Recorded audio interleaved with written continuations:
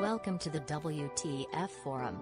The hosts do not give financial, legal, medical or any kind of advice. Opinions are their own. This broadcast contains foul language and dangerous ideas. If you need a trigger warning, you are in the wrong place. Now enjoy the show. Dear partners and friends of What the fuck? Forum, a very cordial welcome.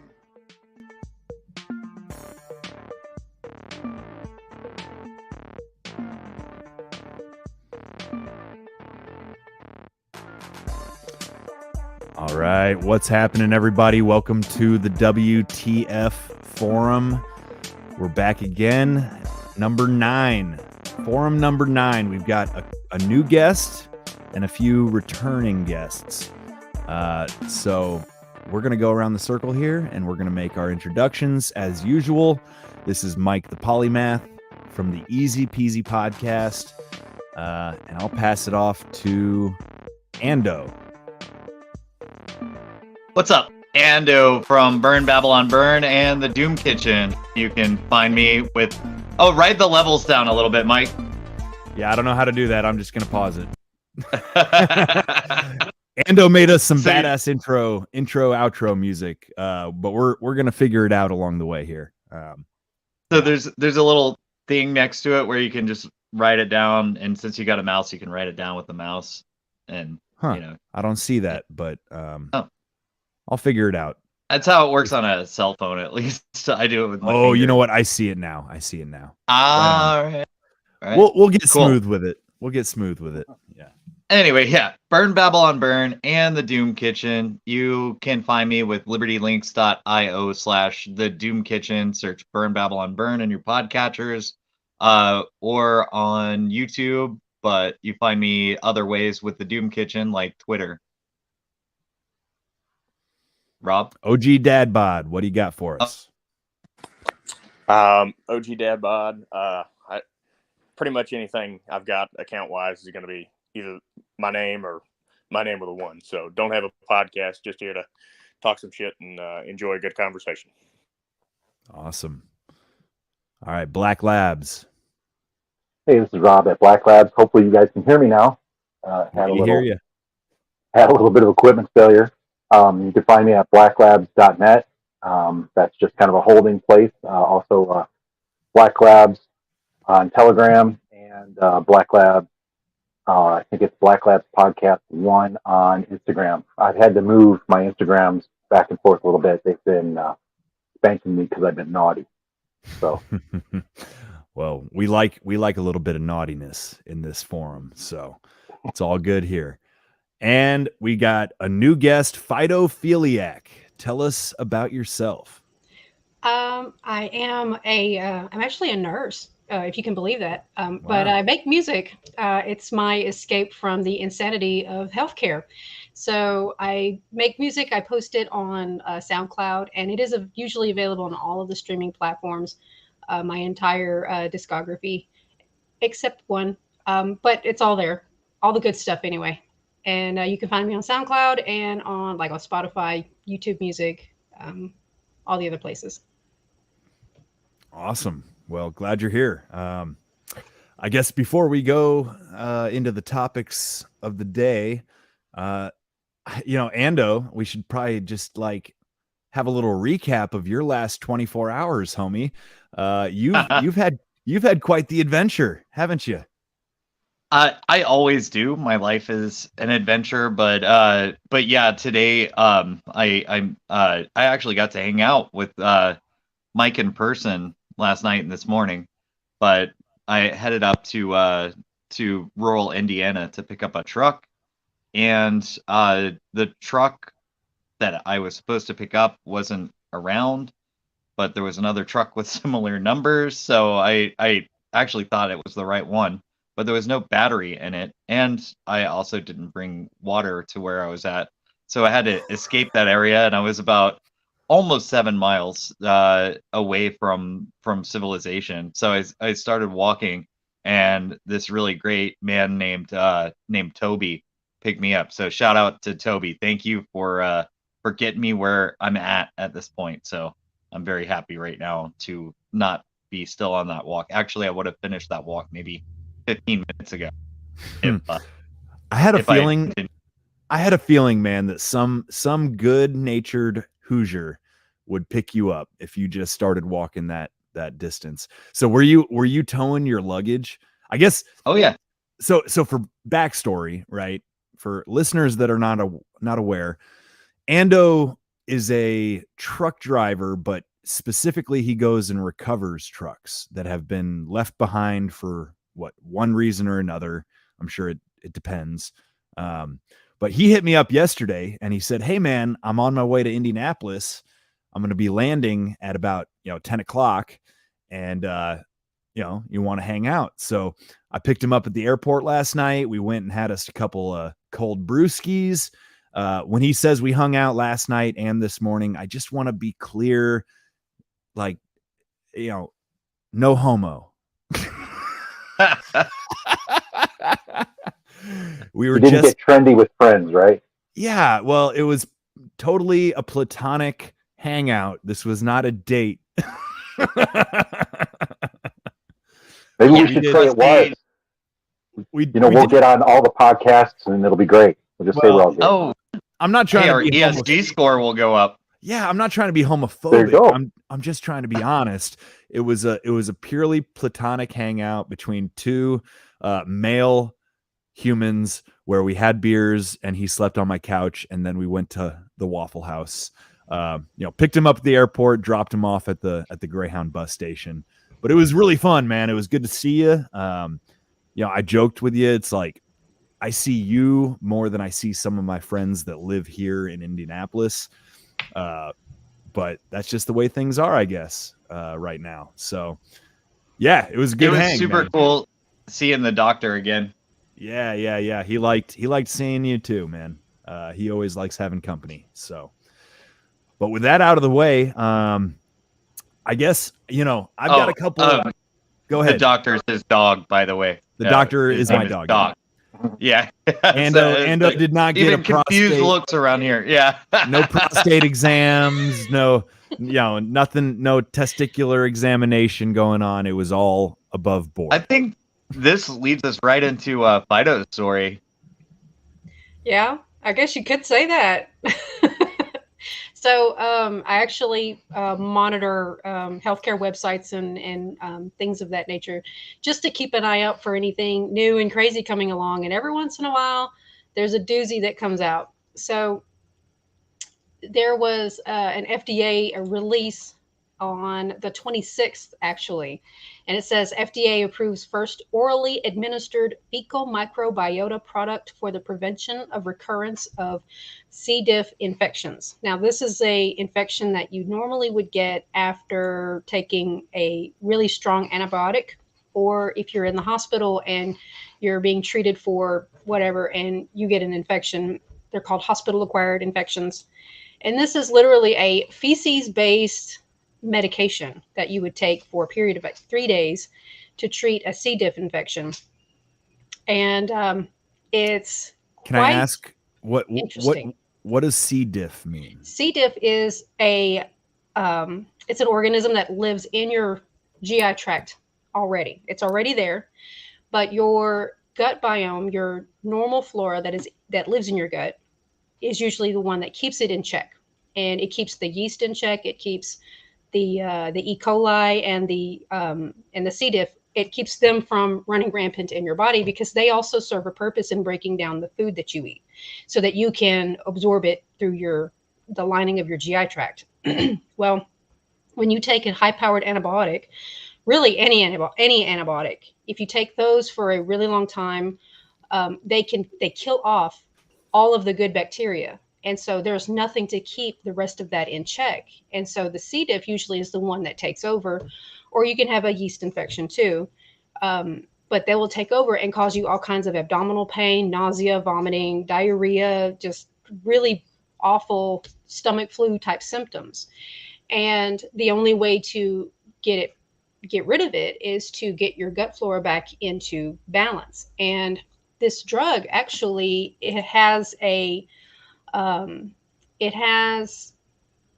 I'm looking at the article here. It has a bacteria in it that is harvested from the feces of donors. So people have donated their excrement for study, and the scientists have isolated the bacteria in that to synthesize it and make more of it and put it in capsule form.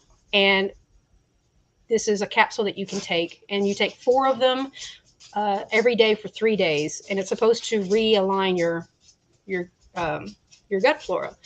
And sorry, my dog's walking around. Anyway, the problem with this is that someone also pointed it out, and it was mentioned in the article that there is a chance that the food allergies that you have can be flared up, can be exacerbated by the contaminants in the from the donor, because what that person eats may not be what another person can eat. So if there's food allergies, there's really no way to know if you're going to have a reaction to it. And interestingly enough, I read another article about this. They said that one of the primary side effects of this medication, they're calling it VOWST, VOWST. One of the primary side effects is diarrhea. And I'm like, how would you know? Because one of the primary symptom of C. diff is diarrhea. So, we're going on the Oregon Mud Trail. I Here mean, we go. it's like I'm reading this and I'm like, I don't understand. I don't even get it with these people anymore. It's you're going to pay this top dollar for this medication when all you got to do is just get your gut flora back in check, which taking prebiotics, probiotics, immune system boosting supplements, and usually you're good. There is actually a pill you can take for this that's already available on the market. It costs 30 cents to make per pill. It's really, really cheap. But apparently they brought in Nestle to help research and develop this medication. So Nestle actually gets a piece of the pie. This is a combined effort. They were really quick on that. Yeah, they were. Yeah. I guess Nestle's in the business of more than one kind of chocolate. Cornering the market. I read this and I was like, who is this for? Really? I mean, seriously, who is this for? I don't understand. We already have a treatment for it. It kind of makes a lot of sense to me. Like I mean, I've heard about fecal enemas, right? Yeah. Like that's a known treatment when somebody trade poop with someone. Yeah. South Park did an episode on it. We watched it the other day, and then I come across this episode. Tom Brady. But yeah, I mean, when you've basically obliterated your gut flora, the best treatment is a fecal enema, or I guess now this new fecal pill, as I called it in the chat, a shit pill, cracked me up. You know, I'm like, I don't know who this phytophiliac person is. I have to say, I assumed you were a man. I'm grateful. We have our first woman on the fucking WTF forum. Thank you, Fido. But no, it makes a lot of sense. And me as a gardener, like I always talk about how I think my immune system is pretty damn strong, largely because I have my hands in soil like all the time. All the time there's dirt under my fingernails. And not only that, but I'm working with a lot of compost that has basically freshly broken down, manure inside of it. And, it's this kind of counterintuitive idea that if we are too clean, we get sick. If we cover our bodies in freaking hand sanitizer, you're opening yourself up for all kinds of trouble. Well, and not only that, you're not only for the opportunistic infections, but like with the antibiotics, you're killing off the good bacteria that is actually protecting you. And so you have no defense when it comes to certain illnesses. And so even like, with like the common cold, you have bacteria and stuff in germs inside your lungs that are protecting you in your lungs as well. And you have the you have what's called cilia on the inside of your airway, and it's the thing that moves foreign objects and germs that are harmful to you. It moves them up through your respiratory tract, so that when you get that tickle to cough, you're coughing it out and you're actually getting it out of your body. And so, that's just another line of defense that your body has. And when you start taking all of these pills that half of the time they can't even explain how some of these medications do what they do.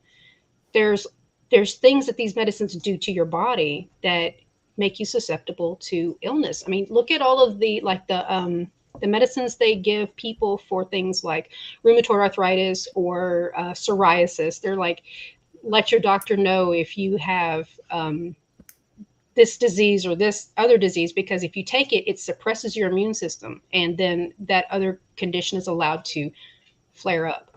So I think people should be more willing to make food their medicine as opposed to, taking a shit pill. Hey man, it cracks me up that it took us this long to be like, hey, if your gut's out of whack, eat a little bit of shit. Yeah. Eat the poo-poo. But it's par for the course. I mean, Truth Stream Media did a thing a couple of years ago where she was talking about the increased presence of the idea of poop in just society. Just, the poop emoji, they have the emoji movie where it was about the poop emoji doing something, or I don't know. I didn't watch the movie. I refused to watch that movie. Yeah, that movie looked really dumb. Yeah, really but there's dumb. this obsession with feces, and it's like that's what exactly. South Park is no better, to be completely honest. And it's just when people are upset, when someone is obsessed with excrement, that's usually the first sign of a mental illness. Those people are usually evaluated by a psychiatrist and determined to have some kind of there's something going on with them that's not normal to be obsessed with fecal matter. So just all of these poop jokes and granted, it's just human nature to laugh at fart jokes. We just do. But there's a line, and we have definitely crossed that line. It's not just poop jokes or fart jokes anymore. It's so much more pervasive than that. And this is a pretty good example. It's even fallen over into the medical field now. So it's an agenda. That's the problem. It's because they. Did everyone hear about the transgendered kid in the Netherlands who died because apparently he didn't have enough to work with as far as his regular sexual member, so they decided to transplant. They couldn't turn his outie into an innie. Well, I think they did, but they wouldn't have met the requirements because they didn't have enough to actually form it, or something happened. Remember that, yeah. Yeah, and what did they go for? The colon? Really? Could you just?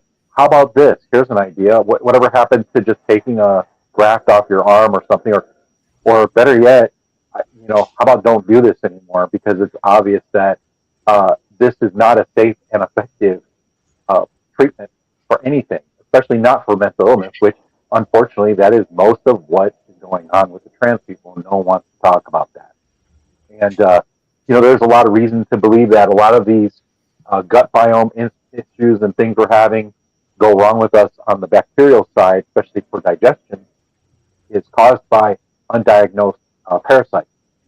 So, here's the thing I want to ask is, what's the treatment plan with this supposed fecal bacteria transplant? Effectively, what you're doing by taking this pill. Are they going to go through and do a full workup of parasites first? Because that's what should happen. Because the parasites can screw up the gut biome too. And if you treat it with this poop pill, you're only going to get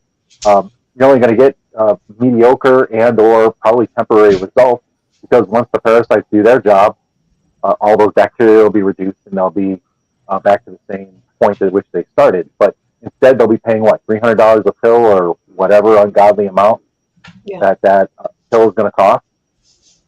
When you could just take ivermectin, or you could take hydrochloroquine. But hey, we all know that does two things: it makes you a Trump supporter and it makes you straight. and it gets rid of your mental illness. Because you know what? Right, so All three of those things are correlated with parasitic infection, and people don't want to face that. I have the Wow. study. I've got at least 50 of them And that here's the shows other this. Listen thing. to this. Let me read this off to you real quick. Intestinal parasites, signs you may have one. Fatigue, exhaustion, depression, or frequent feelings of apathy. Have we not seen that in everyone post-COVID? That's why you can't get people to go to freaking work. Yeah. And ask a doctor to do a parasite workup on you. He'll look at you like you're insane. As a matter of fact, he'll send you to psych first. Because did you know that one of the key elements of mental illness is thinking you have parasites? I can't even make this up. Yep. So you go round and round. That's a cyclical argument for sure. That is true. Yeah. Now, Rob, I'm super glad you're here, man. I missed you. You're a smart guy. You've got a lot to say, but I gotta tell you, your audio is kind of rough, at least on my end. Is there any way you can hook up some kind of microphone or switch? Is it not loud? Is it not loud enough, or what's the deal? It's almost muffled.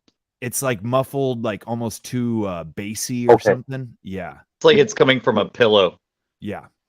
It might be. Yeah. I see. You might be There we hooked go. up to the wrong audio input or something. Any better? It's cleaner. Yeah. Okay, we'll run with that then. Way better. Quieter, but like in the right kind of way. Awesome, man. So, yeah. It was we could hear you, we could understand you, but it was just a little bit rough. All right. So when people are getting these doo-doo pills and eating them, if are they consuming other people's parasites maybe? And this could also be part of the make people gay agenda. 65% of gay people have parasites. That is, and Fauci was the one who did the study. That's the most hilarious part of it. In the bathhouses of San Francisco is where Fauci did those studies. Yeah. Well, but pretend there's no correlation. Please ignore that.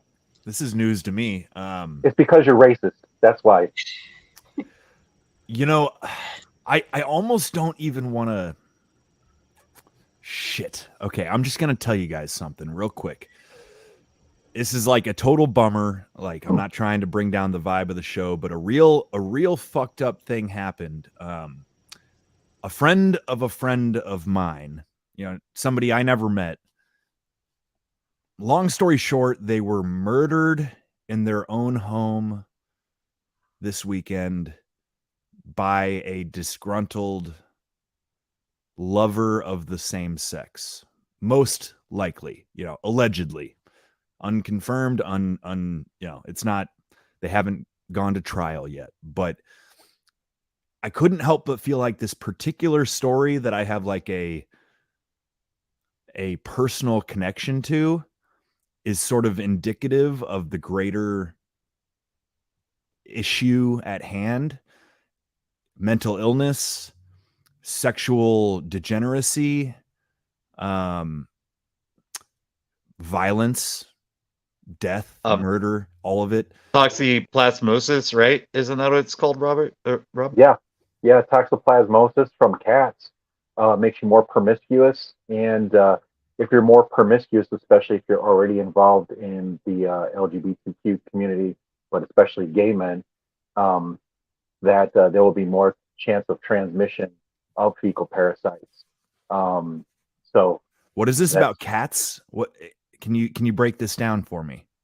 Yeah, the toxoplasmosis is it's a parasite that is transmitted by cat species and/or cats when they walk in their poop and get it. It's why they tell pregnant women not to change the litter box when if they have a cat, that to let somebody else in the household do it, because of the toxoplasmosis can be transmitted to the pregnant woman and then to the baby as well. Wow. You know, we're only 10 minutes in here, and we are in some dangerous territory, folks. Dangerous territory. Holy shit. But like, nobody's given us very like good explanations. I mean, again, you know, reiterating the intro sort of disclaimer. This is not medical, legal, financial, anything kind of advice. This is all satire, y'all. This is all, we're in Minecraft right now. But hypothetically, fecal parasites could be Yes, part of the equation here. I mean, I think Target. so. I agree with that because we know it is documented, very well documented, that an imbalanced gut microbiome can actually cause mental illness symptoms, anxiety, depression, and just general unwellness, and that's a documented fact. And it does make sense that parasites would also be included in that. so would this maybe be like a biological scientific argument in favor of the biblical Man, I was just about to go there. prohibition on sodomy? I mean, why do you think everyone in Sodom and Gomorrah was crazy? Remember, they were eating people there. Okay, there was rampant violence, etc. Now, here's what's funny: there's a lot of studies that can correlate Chagas in a particular population with an increase in crime. One of the places that's most riddled with Chagas, especially, is Brazil, and I mean it's hyper violent there, and it's no coincidence. Science has known about the parasite / violence and aberrant behavior connection for almost well over 100-something years, but they don't want to face it. As a matter of fact, Chagas is considered a neglected tropical disease and remains as such, to the point that they took the researchers for Chagas here in Austin, because Chagas now doesn't abide by borders. It's all over the United States, especially because of transfusions from people who are coming up across the southern border. So people are getting it from other people. They found that there may be a salivary pathway from Chagas. Just by kissing somebody, maybe you could get it. So they took all the researchers here in Austin and moved them to COVID research. And it's bizarre that they did that, because COVID allegedly isn't a parasite, although all the COVID symptoms look very much like acute Chagas. So we're in some weird territory right now medically, and no one has any good answers. So there's also something else that's going to get your goat if you think about it. Something that I've noticed is that people who have like serious psychological issues seem to be, and this is just my opinion, I haven't backed this up with scientific fact, but it just seems logical to me that people with like the serious diagnosis of mental illness that they are purporting out there to be, like schizophrenia and bipolar disorder, they tend to be more aware of the spiritual realm, but they don't actually know that's what that is. So all of these schizophrenics running around that see these monsters that nobody else can see, that is textbook spiritual influence. And people don't want to accept the validity of a spiritual attack on their life because it makes them sound crazy. And when I think if people would really stop and think about it for a minute, more health problems, that is actually one of the main signs of a spiritual attack, is a health problem. Something wrong with your health, something making you feel bad, making you feel sick and tired, is a spiritual attack. And if more people understood that and took steps to protect themselves from spiritual attack, I would guarantee you that a lot of health problems would go away. Now, that being said, it doesn't help to do all of that and then keep eating the same crap that they keep feeding us from the grocery store, the overly processed food that is damaging our bodies. It's a whole body change that you have to do, not just your insides, but your heart, your mind, your soul, and what you eat and what take in. Everything has to change, but it's a step-by-step process. You can't do it all at once. But spiritual attacks, I think, are far more responsible for a lot of health problems than what people really want to admit. I wouldn't doubt it. I think that the parasites are demons, and that's why we were also told not to drink the blood of animals and people, and then there's also obviously the sodomy we just spoke of. There's almost everything. The washing rituals that were in Levitical law were things that would wash away these parasites, and so And then whenever you find a guy like the Demononian or whatever he was that was just full of demons, and they were cast out into the swine, right? Yeah. That was I mean, that guy was just full of these parasites, and if you've seen that show on Discovery about the parasites that they pull out of people, some of these things are massive. Well, they're not 7-foot massive, like yeah, worms out of but somebody's head. It's amazing that they yeah, can even live. They're right. literally living with half their brain gone. The thing has eaten half of their brain. Have you seen the videos of the parasites getting pulled out of the praying mantises? I mean, it's Yes, Yeah, like yeah. horse worm. the entire inside of it's like how do they have organs? How are they Yes, even able to function? They're 90% parasite. and It's somehow crazy. they do, and even humans are susceptible to that. There's been people who have had their liver completely riddled with worms, and yet they don't really have much liver debilitation. And there's again, there's been cases where chagas has eaten through a good portion of somebody's brain, and they're not showing any symptoms except maybe like mild headaches or something. And then they happen to do an MRI, and they go, "Oh my God, look at this," you know, and end up having to fix all this. Chagas is weird though because Chagas actually kind of rolls dice with your genetics in that it causes these weird web-like growths to basically grow between your arteries and your heart and your brain and things like that. And I think they said the Chagas parasite can have anywhere from 13 chromosomes up to like 28 or something like that. And it's bizarre that a parasite can exist with such variability in its genetics. And some of them don't seem harmful at all, and others just wreak havoc. People get it; they get the acute phase of and it's of course it's trypanosoma cruzi, which is very similar to sleeping sickness. So some people get it, and they may get a particular version, and it doesn't affect them ever. You know, they live their entire life with it, and then other people become violent. Some people have almost sleeping sickness like disease at some point in their life where they're just lethargic all the time as their heart expands and they end up with I think it's called hypertrophy, and eventually their heart stops pumping. So a lot of the people who end up on pacemakers, a lot of them actually have found to have Chagas later on. But the problem is, again, the doctors don't want to go anywhere near it. It's just bizarre. Yeah, it makes you wonder why that's not more explored.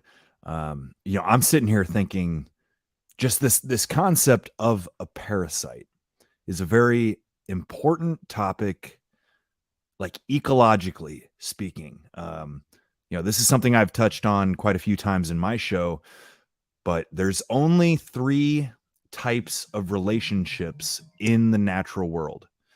There's predator prey, there is what's called mutualism, commonly referred to as like symbiosis or cooperation, right? And the third, if it's not predation or mutualism, it is parasitism. That's the third type of relationship in the natural world. There are no other forms of interspecies relationships. If it is not predator prey, mutualistic, it is a parasite. And the nature of parasites, it is a ill evolved parasite that kills its host at least before it can propagate and spread to a new host, right? This is the nature of parasites. That's why people live with parasites, because the parasite doesn't want you dead. It wants you to continue to provide a comfy, warm environment for it to continue multiplying and spreading, and ideally, going to the next host at some point. But my point is, it doesn't surprise me at all that like people live with these for years and years, and it almost makes you wonder about the nature of our assumed lifespan. If it was not for the influence of these parasites, would we not live to be 150 or more? Like there's all kinds of, biblically there's references to people that were 200, 300 years old, right? Yeah.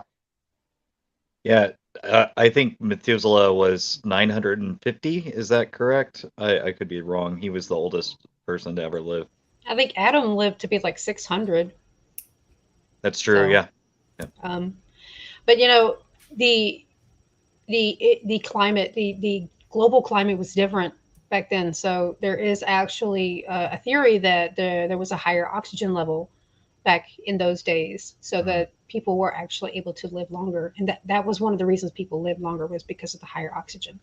So I don't know. I haven't seen Obviously. anything to support that up, but Obviously, we're just speculating here. None of us know. We're this is all satire. It makes sense. But it makes you wonder. It makes you wonder about, like Rob brought up earlier, ivermectin. Why were they so keen to shit all over ivermectin? No pun intended. No pun intended. Because there's no money to be made off of ivermectin. Well, I think it goes deeper than that. Part of it. I mean, I think that's a big part of it, but something doesn't add up. Why did they merge the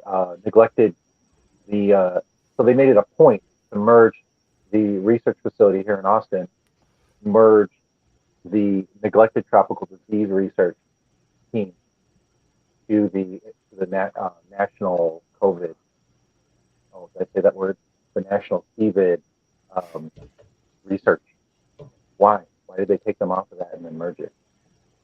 It doesn't make good sense for them to have done that.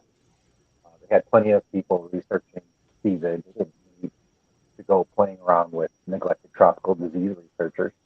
Doesn't make any We're sense. good. We're getting some more problems from your mic, Rob. It sounds like something is just slightly unplugged. Yeah, you're kind of muffled. All right, let me fix this thing. But continue. We'll do it on the fly. It's even worse. So a minute ago, Okay. I was talking about eating blood and why vampirism is wrong, and I think that OG Dadbod has a story about that. Oh, you're talking about the straw article. Yeah. I didn't dig too deep into that, other than, that's just typical government competency, arresting somebody for having a metal straw. Tell the story, though. I mean, like, the audience hasn't read it yet. Let me see if I can pull it up. I was gonna say, did you share it in the chat here? I can probably get it. Yeah, you're right. Yep, here it is. Here it is. Give me just a second. I'll get it. Man arrested at U.S. airport for carrying titanium vampire straw. Holy shit, this is kind of wild. I'm pulling it up. So this is a straw designed for drinking blood. I think it's more like one of the what is it? Non-permissive environments. It's a weapon, but it's not a weapon. But I don't really know much about it. Let's see, a 10-inch titanium straw with a beveled end. So it's referred to as a weapon on the website. What was the meme about pipes not too long ago? There was a meme about the sound of a pipe. Anyone? I don't know. Okay. That picture looks like a 18 gauge syringe needle. Yeah. So they're describing it here. It says the Massachusetts authorities discovered the same and subsequently confiscated the weapon from the man's carry-on luggage. It says the picture of the vampire straw, which resembles a dagger. They describe it, where'd I see, as a self-defense weapon, which I don't know. If you're going to stab somebody, why do you need... I think I'd have a screwdriver. Right, like the fact that it's hollow... It looks like a medical implement for sure, though. That looks like the needle portion of a syringe that got taken off. That's what that looks like to me. Can I go up a little bit?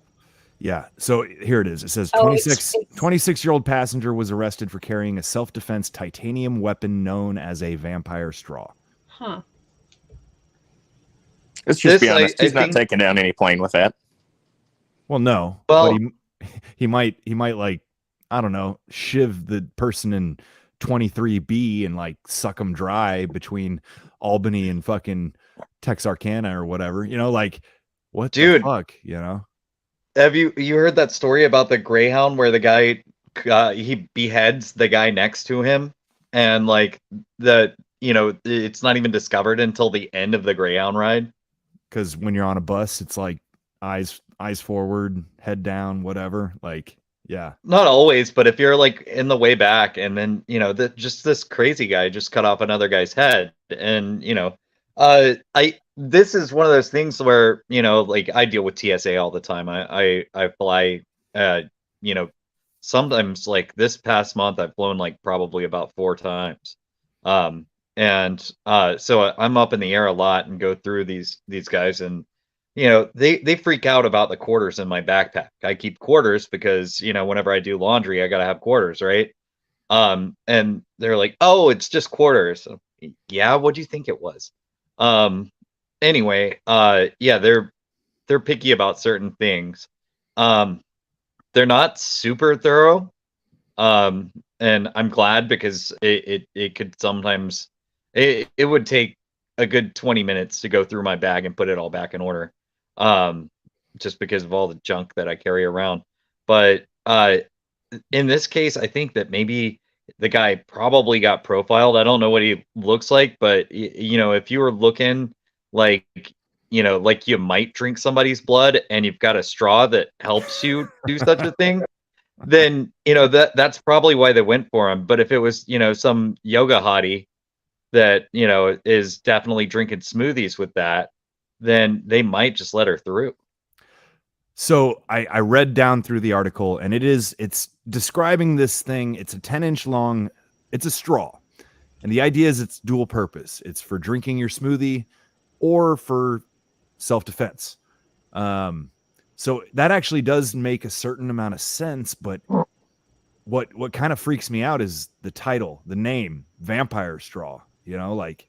If you go to the link where it shows where they got it from, they're calling it the Vampire Straw. It's a dramatic name, and they're calling it that because it says down at the bottom it says in 100,000 years, when every trace of humanity will have disappeared, the vampire straw will remain unaffected by corrosion as a testament to the ingenuity of human beings possessed to invent contraptions to hurt each other.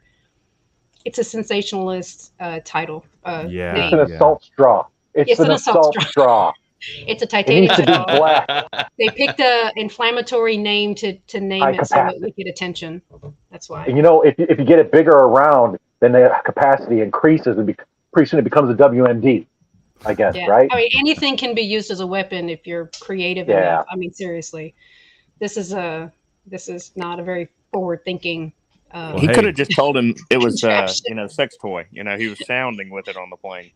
Hey, people are into some weird shit. At least though, at least it's made in the USA. American made, baby. $85. $85. I can go buy some titanium tube right now for $5 and cut it at an angle and polish it and sell it for $85. I need to start doing this. You know what that makes me think? Cha-ching. A fool and his money are soon parted. Yeah. Well, you could also use that straw to do fecal exchanges and there you go. Parasites. Amen. And Parasites out.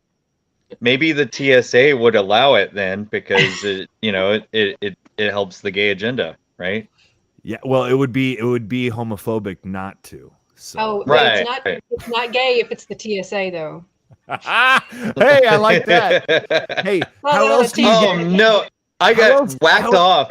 And the TSA, like the other day, he was whacking me off with his rubber glove in the back of his hand. It was weird, like back hand job. And I'm like, try to do that to me. Okay, I'm like, there's just a dick in there, man. Like, and he's just going at it. I'm like, are you trying to give me a boner? I mean, like, I don't want one, but you rub the lamp, you get the genie. That's how it works. How else do you get paid $45K a year plus a government pension to molest people? I mean, seems like a sweet gig, Oh, yeah, it was weird, but yeah, I deal with TSA quite a lot, and that one Yeah, that one was creepy. Or it Well, felt that's creepy. probably why I will never fly on an airplane. I don't want to deal with that. So just don't go. If I can't drive Yeah, I mean, there, I'm just not going. you See, consent to molestation I by was getting an expressing, airline ticket. you know, Fido, I was expressing the exact same sentiment last night to Ando over a couple of beers. I told him, I said, you know, I know that I can fly to Childerberg so much cheaper and more easily, and I don't have to drive my big gas hog of a pickup truck. But I really don't like to be without wheels, you know? Yeah. I really don't. But I ended up buying a goddamn plane ticket today. So And you're What are you going to gonna get a do? hand job out of it. So free hand job. Yeah. $300 for the flights Complimentary. and a complimentary hand job. Yeah. Can't wait. Can't wait. Well, any more thoughts here? I'm thinking I've got another topic for us potentially. Let's jam on. All right. So I wanted to talk about like property rights, okay? In a sense. Today I read something that I don't know that I'd ever like heard it expressed this way, but that all rights are based on property rights. Y'all ever heard this kind of sentiment? Yes, Yep. of course. It all extends. Yeah. So, with that said, I found this interview to be really, really interesting. Just a moment. This is probably the reason why Don Lemon got fired. This interview here. All right, I'm almost there. Now I might skip around a little bit. It's kind of long, but there's some really, really interesting moments here. Can you see it? Is it up? Yeah, I see the screen. I don't hear anything. Okay. On Fox. Hear what Don Lemon's butt parasites have to say. Ramaswamy. Can you hear? So we are happy to have you on. I'm going to talk to you more than just about Fox News, but good morning to you. Thank you for joining us. I assume y'all can hear it. Yes, we can hear it. It's Cool. Raman Shawarma. Vivek Ramaswamy. That's a hell of a name, But actually, I think this guy seems kind of smart. I guess I'll say here at this point, I just think Don Lemon really shows how fucking stupid he is throughout this interview. He doesn't hear anything that this Vivek Ramaswamy guy is saying, and also supposedly this guy's running for president. So there's that. What do you make of this decision to settle this case? I mean, it strikes me as a cost of doing business. If you're going to be a news network, I think it's happened to CNN. I think it's happened to a lot of news networks. That has not happened to CNN. That has not happened to CNN. This Never been sued for defamation. Never been actually settled. This is the largest it's definitely in large, history. and Fox appears to have the largest viewership and the market capitalization. So I'm not familiar with the details of this case. I'm actually more interested in issues relating to this country than disputes with media companies. But I will say that it strikes me that from But you're CNN not familiar, to Fox honest. News. You're not familiar with the case. You're not familiar with the lies about the 2020 election, about the election being stolen, that Dominion was somehow, fixing the votes. I mean, that's why they $787.5 million. You're not familiar with that? And you're running for president? The details of a private dispute between a commercial dispute and the details of what the dollar figures are, that's not where I spend. That's really not where I spend my time. But what I will say is, look, there's defamation cases. People settle businesses. If you settle business disputes, Fox settled this one. It's actually not, I think, the pressing issue for the nation of what Fox News' settlement is. I disagree with that. All right. I only play this beginning part to kind of establish like what Don Lemon's demeanor was like from the start of this interview. He's being intentionally confrontational, like from the very, very, very beginning. But they get into talking about race and the Second Amendment here. And this is where the good stuff is. Let's see. I wonder what you would do specifically to actually bring us together, not just Republicans and Democrats. What does unity look like to you, Vivek, for rich and poor, for rural and urban, for Republicans and Democrats? That is the right question to be asking. And I think the main divide in this country, and I say this to conservative audiences equally, is not between Republicans and Democrats. It is between those of us who are pro-American, embracing the ideals that set this country into motion, and I think an increasing strain in this country that is anti-American, that wishes to apologize for a nation founded on those ideals. But that's not a 50-50 split. I think most people are in the pro-American camp. And Poppy, I think one of the ways they would say we get to national unity, some people think, is by showing up in the middle and compromising. I respect that view, but I reject it. You reject compromise? I reject compromising on our principles. I think the right way to get to national unity, and I mean this, to unite this country, is by embracing actually the radicalism of the American ideals themselves. We celebrate our diversity and differences. I'm glad we have some 3 different shades of melanin on this set right now, 2 different genders. That's fine. But what I say is, so what? That diversity is meaningless unless there's something greater that binds us together, that unites us across that diversity. And I'm running for president to revive those ideals that bind us together across our diverse attributes. I want to get into a few issues, one of them being China. Before I get to China, I just want to better understand something you said this week speaking before the audience at the NRA. Here's what you said, referring to back to 1865. Here it was. I want you to raise your hand if you know when the first anti-gun laws were passed in this country. Raise your hand if you do. 1865. You want to know when it happened? We fought a civil war in this country to give Black Americans the equal protection under the law that we failed to secure them in 1776. But then you want to know what happened? Southern states passed anti-gun laws that stopped Black people from owning guns. The Democrat Party, then as in now, wanted to put them back in chains. Then as in now, that's quite an accusation about the current Democratic Party. Who and what were you referring to? I was referring to Joe Biden and his expression of wanting to put them back in chains, dating back to Lyndon Johnson. I think Lyndon Johnson's so-called Great Society was one of the greatest misnomers in American political history, where even back then in the 1960s, 70% plus of Black kids were born into 2-parent homes. Today, that number is less than 30% in the opposite direction. I'm going to pause just for a second. Like, this is kind of a long clip, longer than I would typically want to share, but so much of this feels abundantly relevant to me that I just wanted to kind of like give it in its raw form. I hope nobody objects. While it's paused, like, any thoughts so far?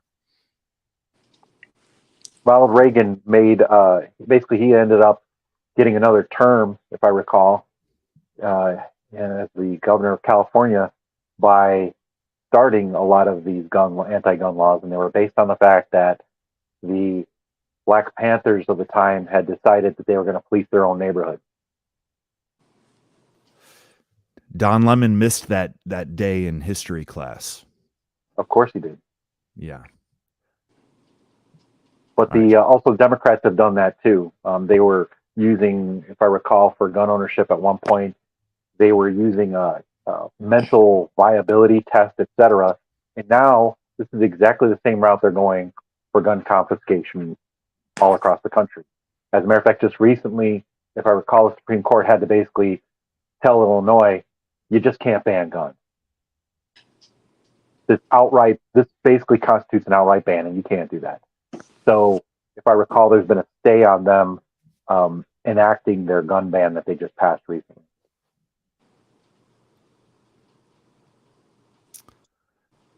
Yeah. You know, I would have gotten pissed watching this clip if I cared even a little bit about like what CNN has to say, but like this whole exchange is really frustrating.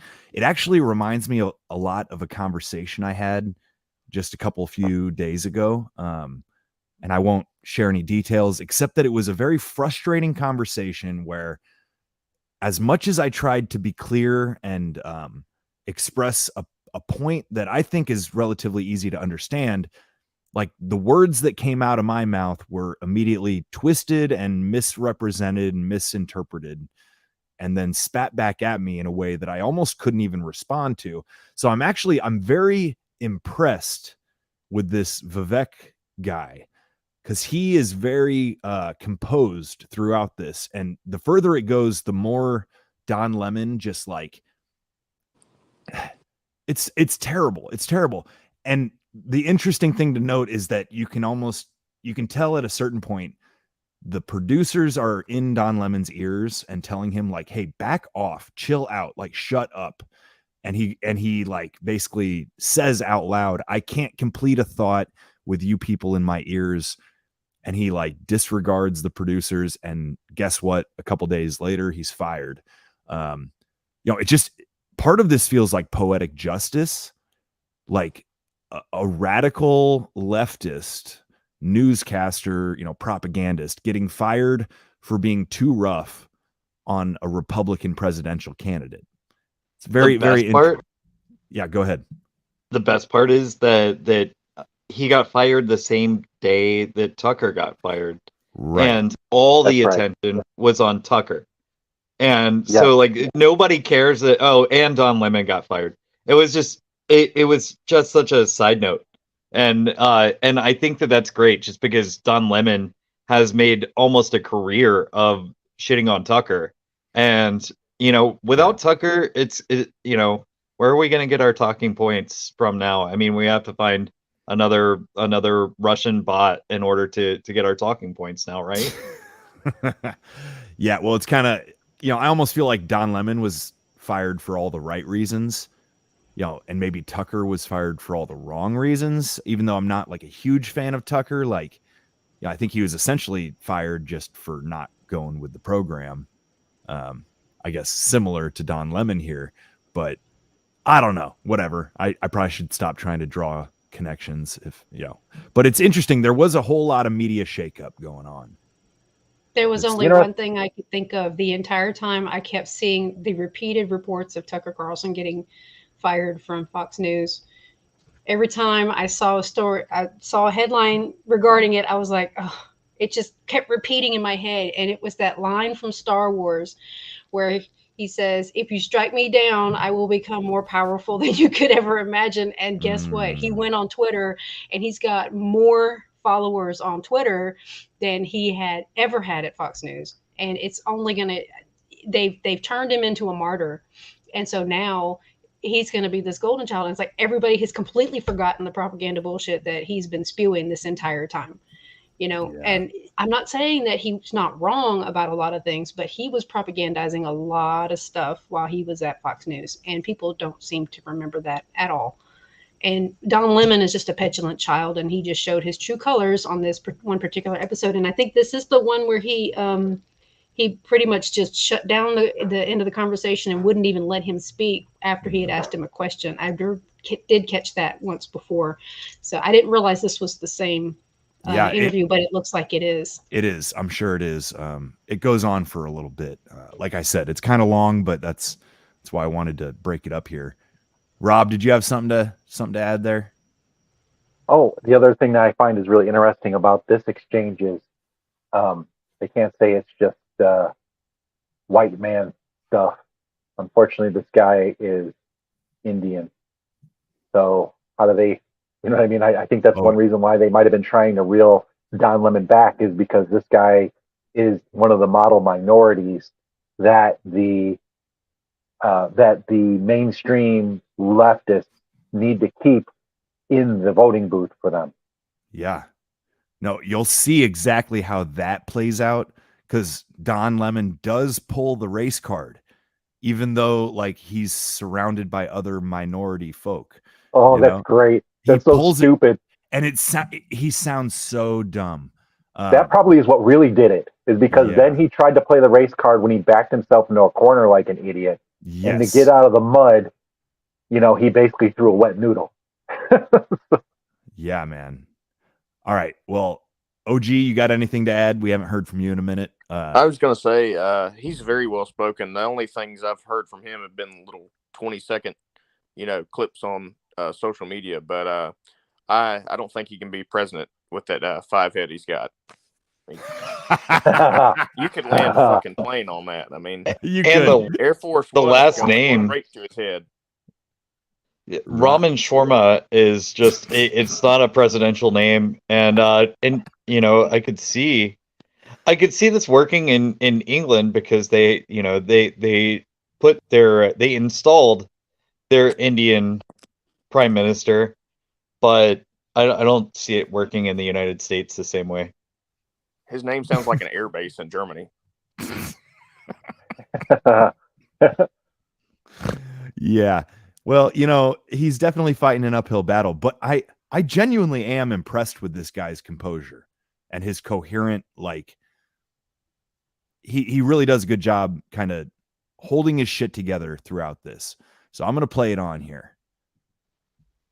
The very policies that we implemented in this country in the name of helping Black Americans have actually been disastrous for Black Americans and all Americans. And I think that that's something that we need to wake up to. In 1865, you were talking about the Black codes, right? That's right. Passed, enacted to make it a crime for a Black person to carry a gun Exactly. in the South. But you're equating that to the current president? You're referring to economic change? What are you saying? Well, I was referring to Joe Biden's, I think, ill-chosen expression to say they're the party that wants to put you back into chains. What I'm actually saying is that if you look at the policies of the modern Democratic Party, Democrats. Absolutely. So what I'm saying is that actually it's policies like that of Lyndon Johnson and Joe Biden that are actually holding Black Americans back. The war on poverty? Yes, and in particular, his Great Society, where he actually created incentives in the family, where if you're a family, you could actually get more money by not having the father in the home. Guess what you get? You get what you pay for. And I think it's been really bad for the Black community. I think it's really bad for all Americans. What do you have anything on this before I move on to China? I don't see what one has to do with the other, but go on. I took up a lot of time with Fox. Oh, it's fine. We have time. I don't really see what one has to do with the other, especially consider and using the Civil War to talk. All right, I'm pausing real quick to say there was an interesting moment there. I think that for whatever reason, Don Lemon's ego is having like an existential crisis right now. He's hurt. I think he was embarrassed because he felt like he burnt a lot of time on the Fox News thing. You know, when, you know, I skipped over most of it. Maybe I shouldn't have, but this is like a 12-minute clip. I don't want to watch all 12 minutes, but he felt like he burned up a lot of time. And then he says this thing where he goes, you know, well, I have a comment, but I don't want to burn up any more time. And you could see her, she reaches over and puts her hand on his and says, it's okay. We've got plenty of time, you know? And it's just an interesting moment. I'm going to go back like 30 seconds so we can watch it again. Maybe I'm overanalyzing, but I caught it too. Yeah. Before I move on to China. I don't see what one has to do. Guess what you get? You get what you pay for. And I think it's been really bad for the Black community. I think it's really bad for all Americans. Do you have anything on this before I move on to China? I don't see what one has to do with the other, but go on. I took up a lot of time with Fox. Oh, it's fine. We have time. I don't really see what one has to do with the other, especially consider and using the Civil War to talk about Black America. Did you hear how his tonation changed?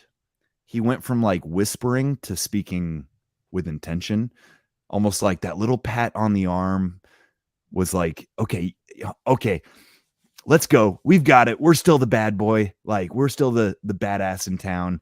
You know, like he kind of had his tail tucked between his legs, and then he bristles back up again. I think what we're looking at is a very immature individual, a very cowardly, self-conscious individual. Mentally ill. I mean, that kind of goes along with that agenda, unfortunately. That behavior from her is also what you would use to curb a petulant child. Console a child. Console a child. Yeah, that's exactly what you would do. That's weird. It's okay. It's okay. Express yourself. Express That's yourself, really Don weird. Lemon. Use your words. Use your Words, Don words. Lemon. All right, here we go. Let's keep going. Americans, that war was not fought for Black people to have guns. That's not. That war was fought for Black people to have freedoms in this country. Yeah. Actually, that's why the Civil War was fought. Okay. And the sad that part wasn't about it. fought for Black people to have guns. I think. Actually, you know, a funny fact is Black people did not get to enjoy the other freedoms until their Second Amendment rights were secured. And I think that's one of the lessons. Very fucking good point. That we still learned. aren't allowed to enjoy the freedoms. I as well disagree in with this you country. on that, Don. I disagree with you. And I think you're doing a disservice to our country Okay. by failing to recognize the fact that we when have you are equality in before black the law. skin and you live in this country, then you can disagree with me. But we're not. You mentioned it that.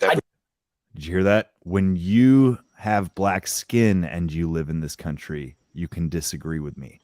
You know what? It's hard. It's hard when people pull stuff like that to not just jump up and hit him with a chair. Honestly. Seriously. Especially considering this dude is Indian and they lived under, colonial oppression as much as anybody else. Yeah. He's got no right. He's got no right. And as a matter of fact, Ramaswamy should have called him on it right then and there and said, "You have no right. You don't know my background. My skin is almost as dark as yours. How about you shut your mouth and get back to the point?" I actually think Ramaswamy's skin is darker than Don Lemon's. If I'm being objective, I mean, Don Lemon is not the darkest dark skin, yeah, he's not that it fucking matters. Creamy. He's pretty creamy. Yeah.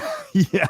Do we really want to go down the rabbit hole with the fact that the Civil War was actually not intended to be fought over the freedom of black people? No, that's actually not why we went to war. It was economic. I mean, it's a repercussion. I mean, it was an effect of the war, but it was not the actual reason.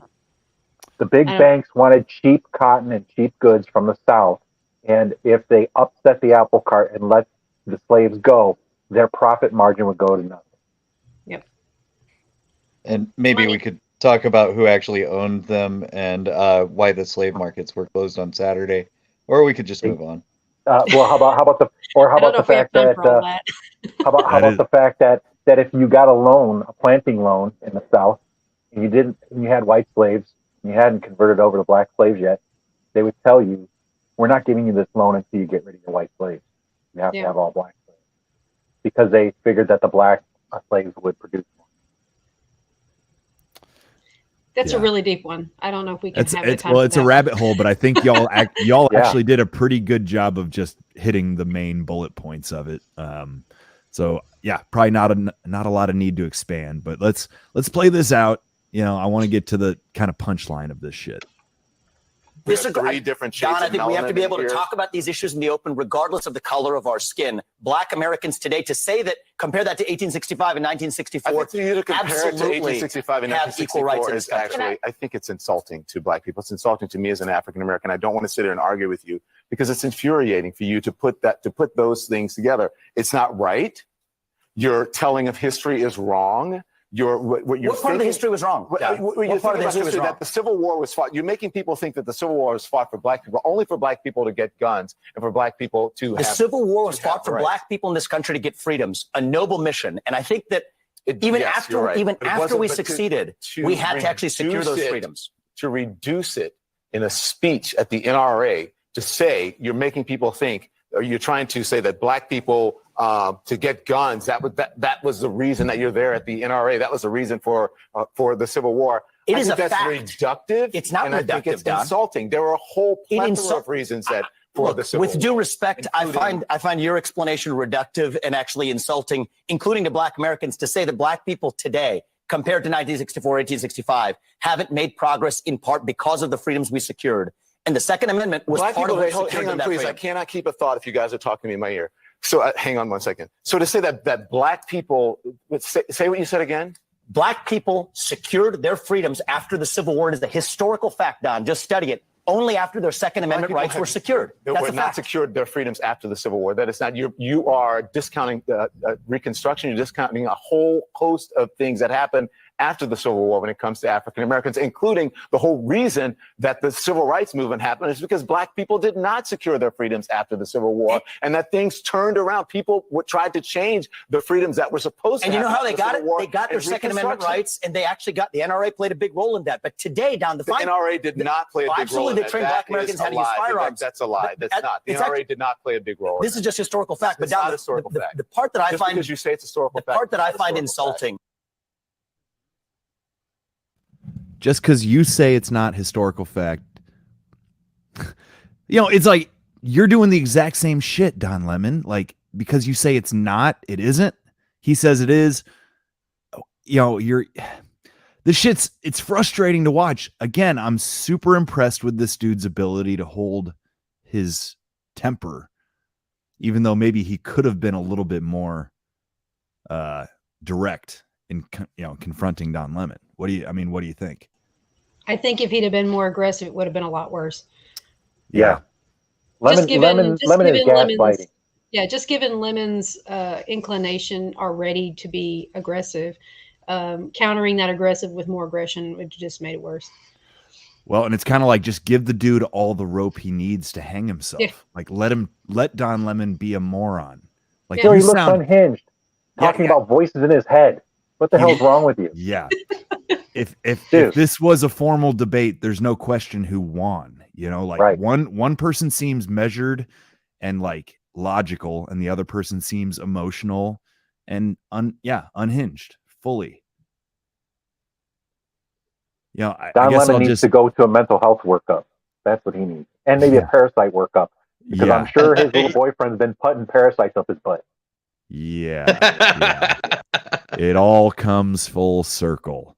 Can I All right, talk about this real quick? Let me go over this real quick. Just one. Let me go over this. So, have you heard about how everyone's having a decrease in testosterone, et cetera? Okay, and they think that might be tied somehow to the blossoming of the LGBTQ agenda into the greater society, and also too, there's a lot of reason to believe that actually low testosterone does not cause violence. That actually, or higher testosterone doesn't cause violence. That maybe low testosterone is what causes violence. Okay. Well, it comes out here that they're talking about toxoplasma gondii, and they're saying that basically it screws up all of your hormones. So again, we have another connection to toxoplasmosis and behavioral issues, and also neuroimmunological effects of the parasites present. So something to think about. As far as I'm concerned, Don Lemon needs to get a parasite workup. Or maybe we should just stuff a bunch of ivermectin in him and then he won't be gay anymore. Maybe he won't be a race baiter either. I don't know. So I was listening to No Agenda, and they got a note from somebody who, God, I can't remember the details of this. I just listened to it a couple hours ago, but in essence, it was somebody that was speaking from the position of working at a mental health facility and saying that they've been seeing, you know, these the rates of like transgender issues just skyrocket, like even just since 2020, right? Like since the start of the pandemic. And how one of the questions that this person asks when they are screening a new patient is, would you say you are a confident person? And that without fail, they all say no. And what you said earlier, whoever said it, I think it was Rob, maybe it's an issue of too little testosterone, not too much, right? Toxic masculinity, you know, violence. Like it's I think a lot of mental illness boils down to a lack of confidence at its core. Confidence in yourself, confidence in the world around you, you know, faith, if you will, faith in God, faith in the future. If you have none of these things, you are absolutely prone to mental illness. Like confidence is key, right? Isn't that what people say? And where does confidence come from? Structure. How you fit, how you fit into society and structure and goals that are obvious and achievable. Would you say that we have seen a de-evolution of structure in our society over the last 30 years? Over the last two, we went from you need to go to school, you need to be at work at a certain time, to do whatever you want. Oh, you have gender, you have questions about your gender. All of a sudden, the teachers and society wants to cater to you in some way, right? Makes you feel special. I think a lot of the transgendered people we're seeing are actually a result of a breakdown in achievable goals and structure, for sure. Yep. Any thoughts there, Dad Bod? Oh man, y'all are making me want to go back to college. I'm just kind of like blown away by some of the shit y'all are talking about. I mean, I think it's a waste of money. You say that we're all on an equal footing here. We're just common sense folk. We're common sense folk, and some of us have different backgrounds, but like, dude, like Don Lemon ain't got nothing on us, you know? He's The vast majority of the knowledge that I have, I gained literally in the last 3 years. You know, when I went through nursing school, they didn't prepare me for any of this. Everything that I know now, I learned literally in the last 3 to 5 years. So it can be learned. You don't have to go to a university or college and pay somebody else to teach you. You have a functioning brain in your head. You have the ability to read and comprehend what you are reading. Go online and just start with a topic that you like and just go from there, and just start digging, and you will be amazed at the information that you find. And ask questions. You know, people don't want to ask questions anymore, and that's where you get your answers. That's where you get your understanding. I would make the argument that like a big part of what has changed in the last, since COVID, but like before, as well, like I think a big part of being red pilled, if you will, is realizing that the experts can easily be wrong. They might sound real smart because they use big words, but they're not any smarter than us, man. Like on average, there are exceptionally intelligent people, but generally the people on the news and, the Anthony Fauci's of the world, like the career bureaucrats, they don't get to those positions because they're exceptional. In fact, there's what's known as like the mediocrity bias in bureaucracies, where you don't get ahead if you are too exceptional, because you threaten people, because you threaten the status quo. If you're too intelligent, like the people that get promoted in a bureaucracy are often the least exemplary, the most mundane, the people that ruffle the least feathers. The Anthony motherfucking Fauci's, They're just really good at following instructions and orders and kissing the right asses. If COVID has taught me anything in the last 2 years, it's that public school is completely useless. And I can homeschool my son while going to work full time. It's possible if you have the wherewithal, if you have the desire and the gumption to do it. You don't have to have public school to do it.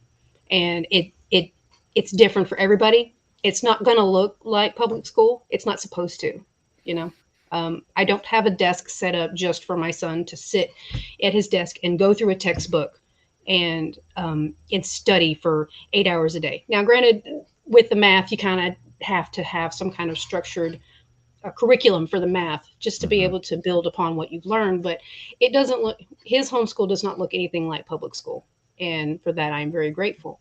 But even universities, just about, you don't even need anymore, because everything is available online, and we still are actually living in a time where you can find dissenting information, disagreeing information, and stuff to back that up with. We are rapidly approaching a time where you won't be able to find that information, but we are currently still living in a time where we can. And if you just start asking questions and, finding people that know a thing or two, start asking them questions, and you'll be amazed at what you learn outside of a university or college setting.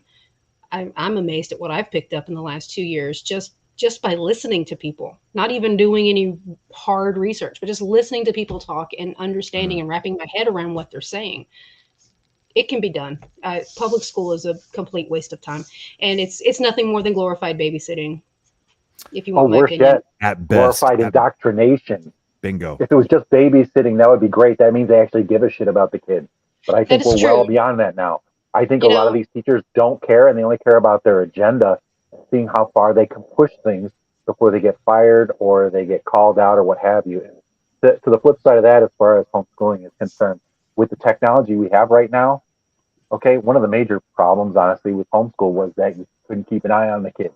Well, holy cow, we've got cheap cameras you can get anywhere that you can access from your phone. So if I was being homeschooled right now, my dad, even though he was a single father, could yell at me from halfway around the world. That he's gonna beat my ass rather than just waiting till he came home.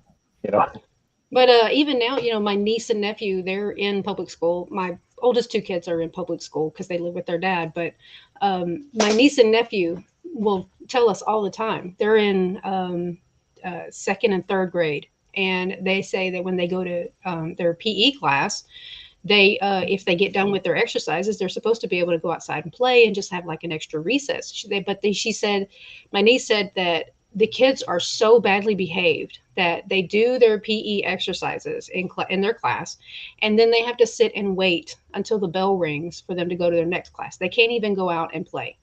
And they'll brutalize each other. They're teaching these kids to rat on each other. So like if one kid is messing up and the teacher doesn't see it, the kid will be like, teacher, the kid, this so and so is doing something, blah blah blah, and then the whole class gets punished. And it's more indoctrination in teaching kids how to turn on each other. It's teaching them to be prisoners. It is informed. It's not. not. That's why I said it's no longer prison to or a school to prison pipeline. It's small prison to big prison pipeline now. Bingo. It's not recess. It's rec time. It's rec That's time. Right. And when you've done your exercise, you sit against the wall and because we can't trust you not to shiv each other. You know, why do you think fucking kids snap and kill each other for no good reason? No outlet. And let's recall that all of these kids are full of pharma now. Mm-hmm. And overly processed foods, destroying their gut biome. And COVID shots. And COVID shots on top of it. God knows what was in that sucker. And even if you know what's in one, you don't know what's in the next. And I don't want to set off another rabbit hole, but there is, if anybody's willing to look into it when you have some time, I highly recommend it. There was I'll have to find the link. There's a lady that I think Corbett interviewed, and she was talking about something called the P20 pipeline. And it's basically the tracking, tracing, surveillance state for education that they are rolling out for healthcare currently.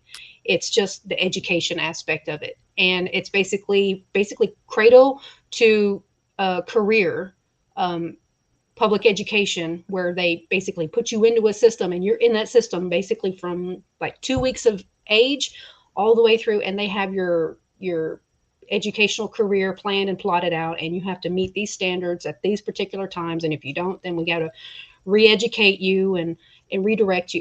It's quite a fascinating, horrifying topic to look into, because you're like, this is exactly what they're doing in public school right now. And she was a professor at a university, I think in Tulsa, and she came across this and was being asked to be a part of it. And I think that's when she took her cue to withdraw from the university system, and she's doing her own research and stuff now. But P20 pipeline is what it's called. You know, Philo, when you said, I don't want to open another rabbit hole, I don't know if we have time, I really wanted to reach through the screen and touch you on the arm and say, we have plenty of time. Don't worry. We want to hear everything that you have to say, Don Lemon. Go ahead and call everybody racist. It's fine. Okay, if you want a 3-hour show, then yes, we can go into it. Hey, we've done 3 hours in the past. You know, anything's possible. Anything's possible.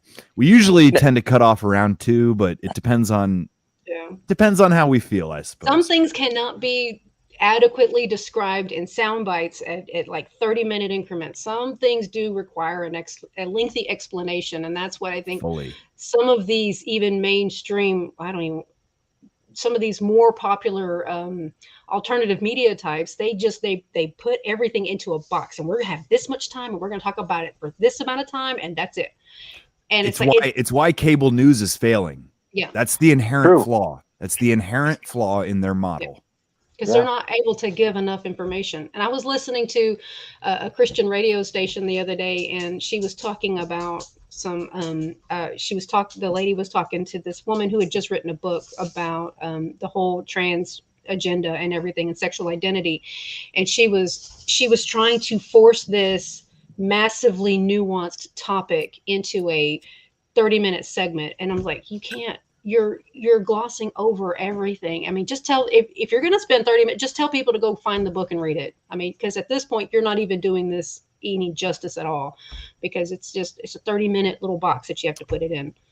Kind of like reducing the motives of the American Civil War down to a single issue. Right. Right. Because it was so much more nuanced than that. Just like 9/11 was. I mean, yeah, there were a lot of fingers in that pie.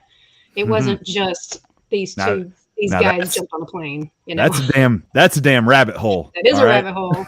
That's a damn What was rabbit it? hole. Somebody said the other day, I had seen somebody on Twitter or somewhere said, things are so bad that we have documented proof that the CIA was involved in the Kennedy assassination and 9/11, and nobody cares. Nobody's talking about it.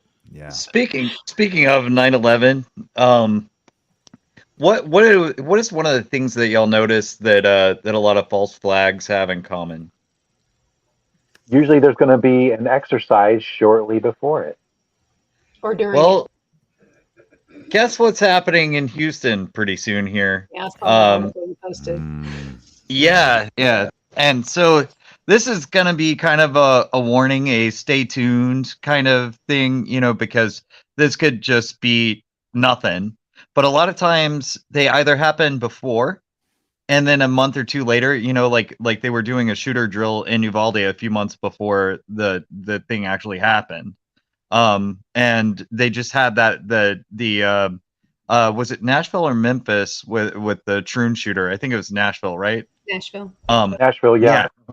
Two of them, actually. There was Nashville and then another one, I think. Yeah. So those happened, or that one happened after a training drill that took place maybe a couple of months before. But okay, here it is. May 1st, tomorrow, through the 5th in Houston, and I know they said at NRG Stadium and Ellington Field, which is two places I've spent a lot of time in both of those areas.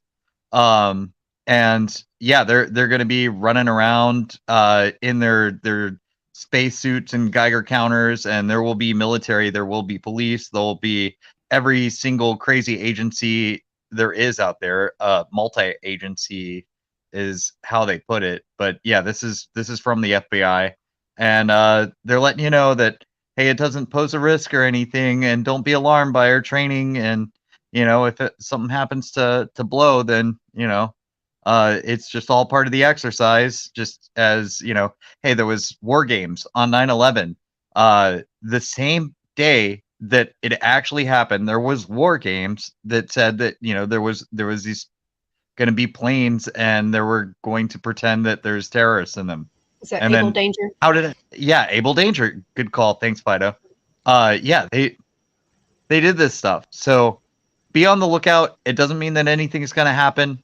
I've freaked out about this stuff before, back whenever I was first getting introduced to all of this stuff in the early 2000s. I freaked out because there was going to be another training exercise in Houston, and nothing actually happened out of it.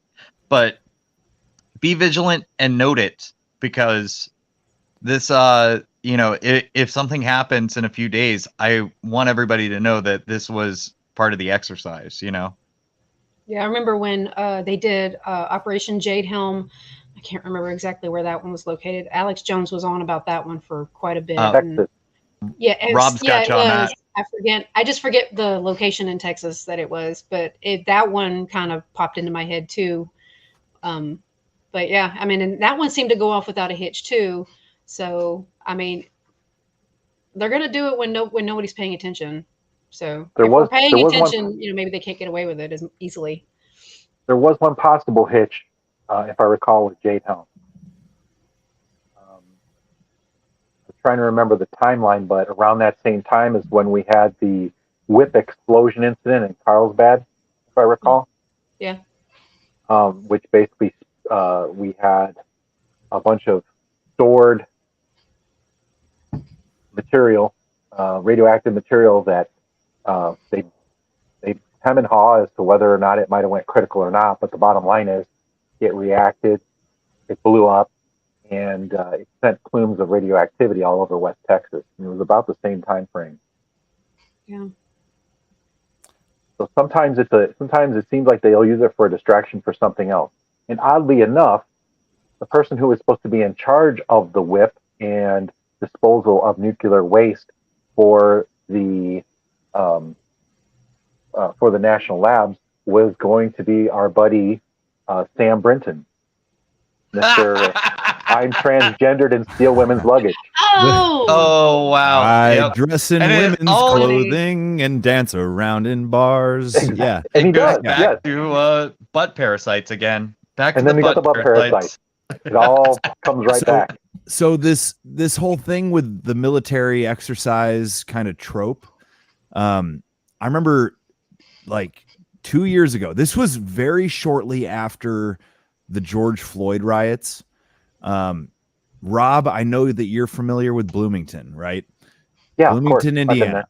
Used to throw raves there. Yeah.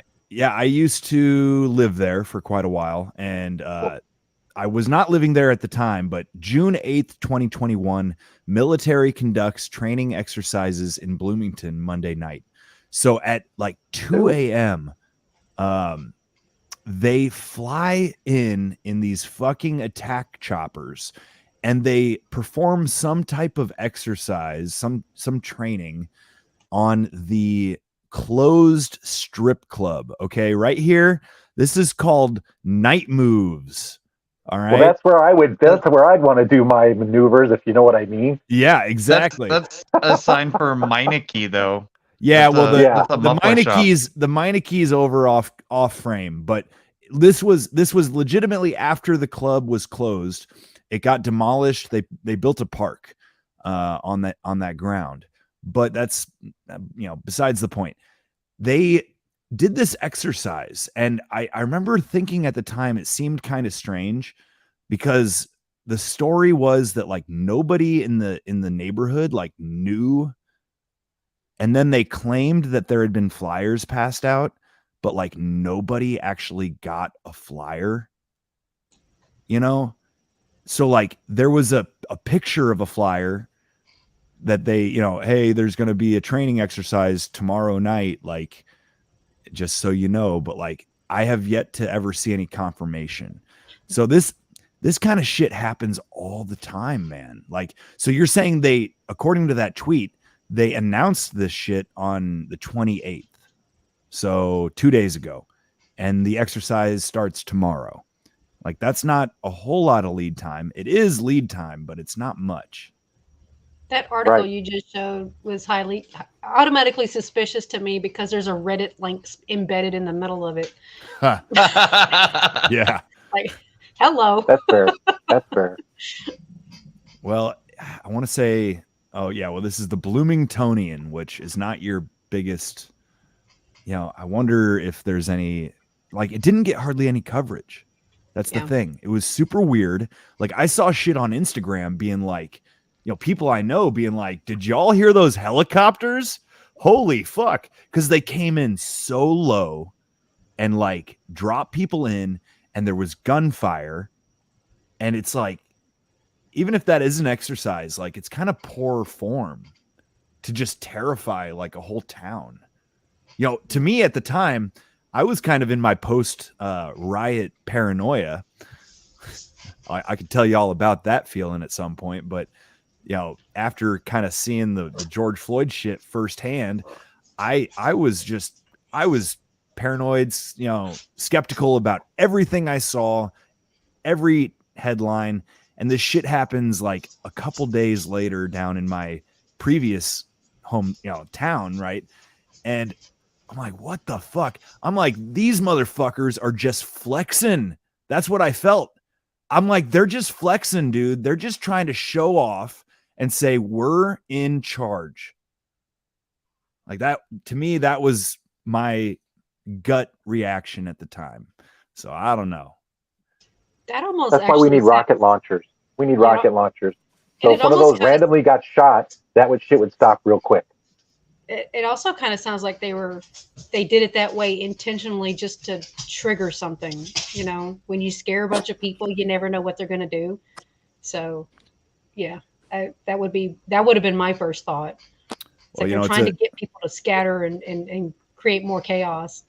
Or a distraction for something else they're doing. Like, for example, they think there's a lot of people think that the Jade Helm was a distraction, and what they were actually doing was they were moving in Chinese troops in these Chinese police stations and villages and that, and because they were sectioning off certain neighborhoods and areas and things like that.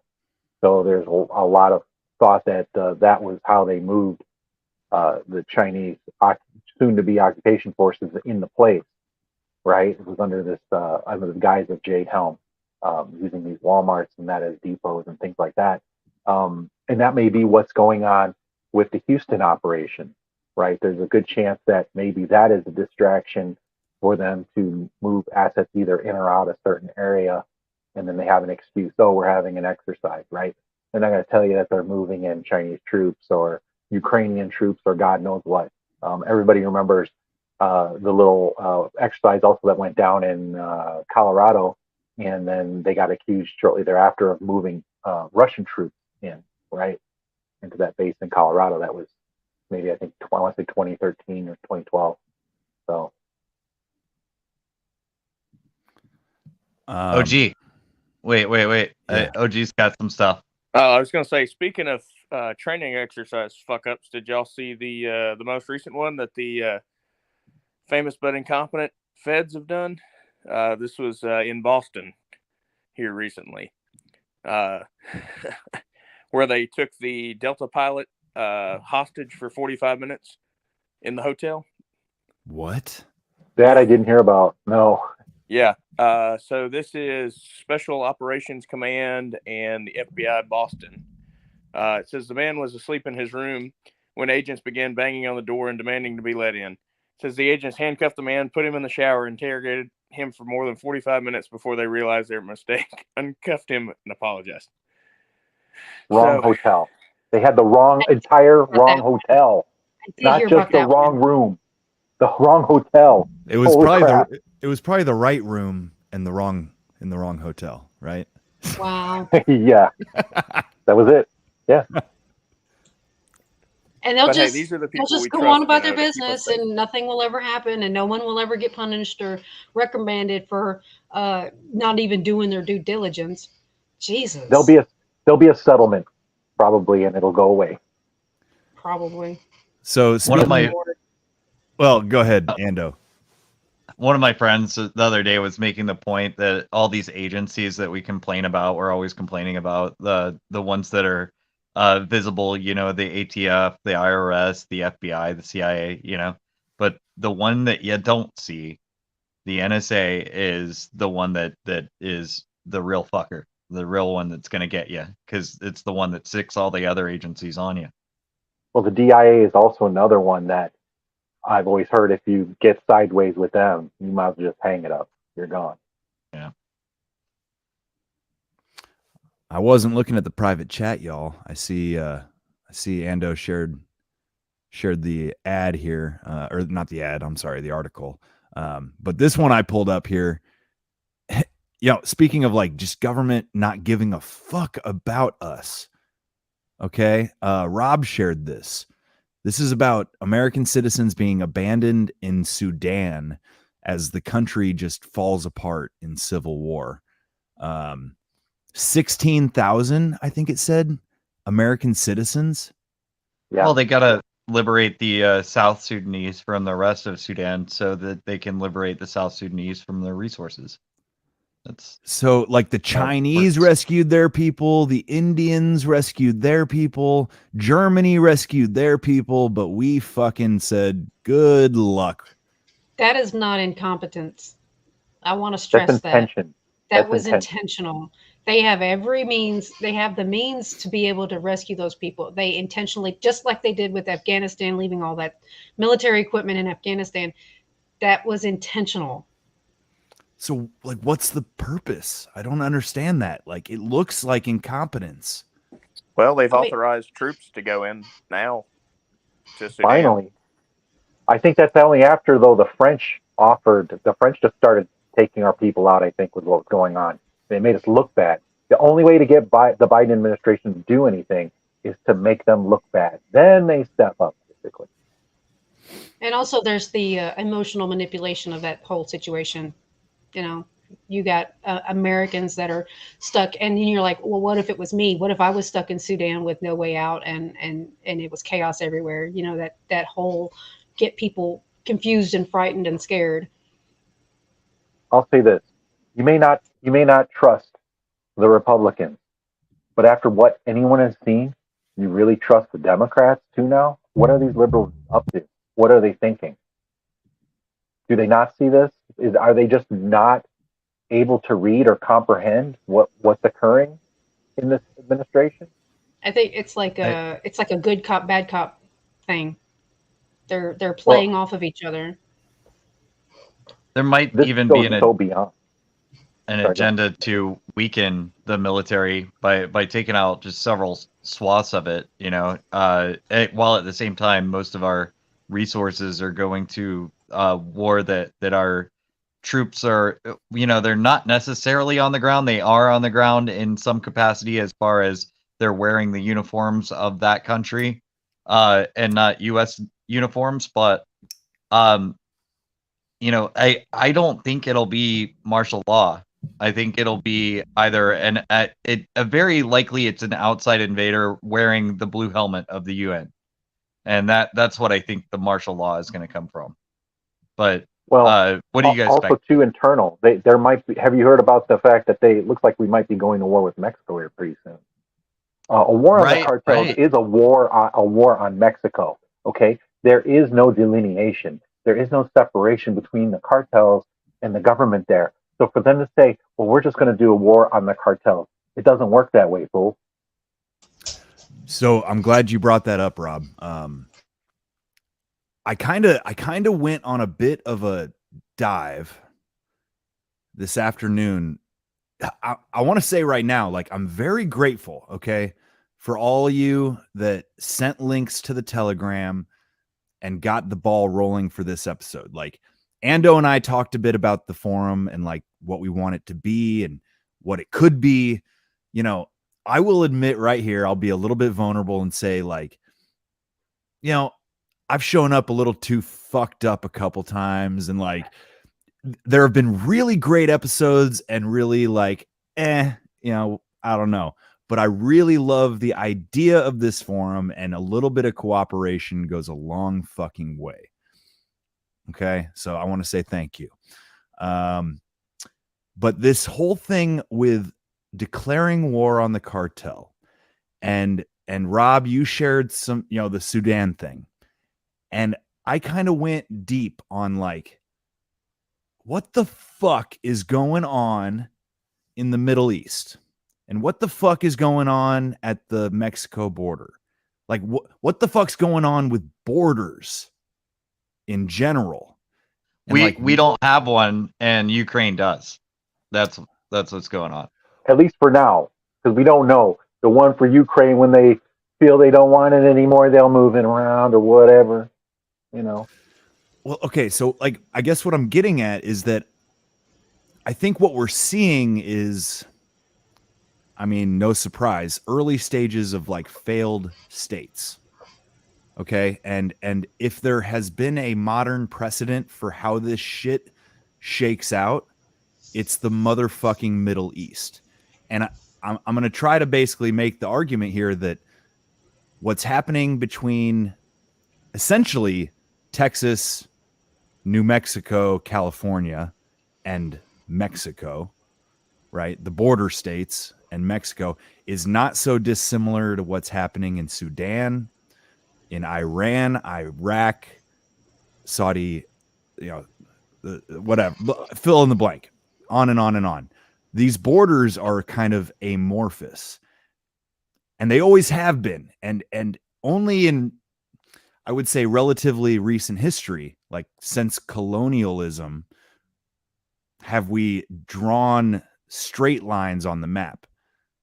What used to be nations and territories that were sort of loosely defined are now borders. And I'm not saying one's better or worse, but that's just like what's going on. And I found this video here, I just found it to be really interesting. I might kind of jump through it. It's 10 minutes long. I mean, I guess we'll probably watch the majority of it, but there's some really interesting shit here. It's just kind of like a timeline. And I found it to be a pretty good illustration, like, of how people operate, how nation states operate, I suppose. So here we go. The Middle East is one of the most complex regions in the world. Currently, there are 4 failing states and 3 wars, with major powers increasingly taking opposite sides. Countless armed militias and terrorist groups are spreading violence across borders. The region has seen conflict after conflict going back well into the 20th century. But among all the uprisings, civil wars, and insurgencies, 2 countries always seem to be involved: Saudi Arabia and Iran. They're bitter rivals, and their feud is the key to understanding conflicts in the Middle East. The Saudis and Iranians have never actually declared war on each other. Instead, they fight indirectly by supporting opposing sides in other countries and inciting conflicts. This is known as proxy warfare, and it's had a devastating effect on the region. Countries, especially poor ones, can't function if there are larger countries pulling strings within their borders. Both the Saudis and the Iranians see these civil wars as both tremendous threats and also potentially enormous opportunities. The Saudi-Iranian rivalry has become a fight over influence, and the whole region is a battlefield. It's why the rivalry is being called a Cold War.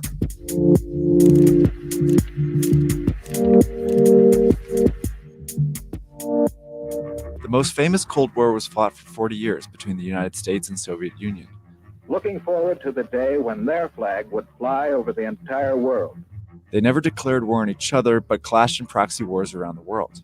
Each side supported dictators, rebel groups, and intervened in civil wars to contain the other. Like the US and Soviet Union, Saudi Arabia and Iran are 2 powerful rivals. But instead of fighting for world dominance, they're fighting over control of the Middle East. In order to understand the Saudi-Iranian rivalry, let's go back to the origins of each country. In the early 1900s, the Arabian Peninsula was a patchwork of tribes under the control of the Ottoman Empire. After World War I, the empire collapsed, leaving these tribes to fight each other over power. One tribe from the interior, the Al Saud, eventually conquered most of the peninsula. In 1932, they were recognized as the Kingdom of Saudi Arabia. 6 years later, massive oil reserves were discovered in Saudi Arabia, and in an instant, the Saudi monarchy was rich. That oil money built roads and cities all around the desert country, and it helped forge an alliance with the US. On the eastern side of the Persian Gulf, another country was emerging, but having a much harder time. Iran also had massive oil reserves and an even bigger Muslim population, but constant foreign intervention was creating chaos. Since the 18th century, Iran had been invaded by the Russians and the British twice. In 1953, the US secretly staged a coup, removing the popular Prime Minister Mohammad Mossadegh.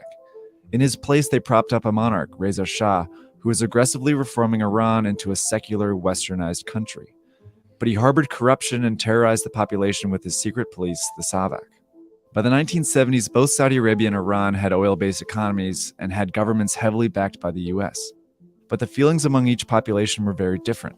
Ultimately, at the end of the day, the Shah of Iran, powerful as he was, simply didn't have the same control over his people or ultimately the same legitimacy and affection that the Saudi people.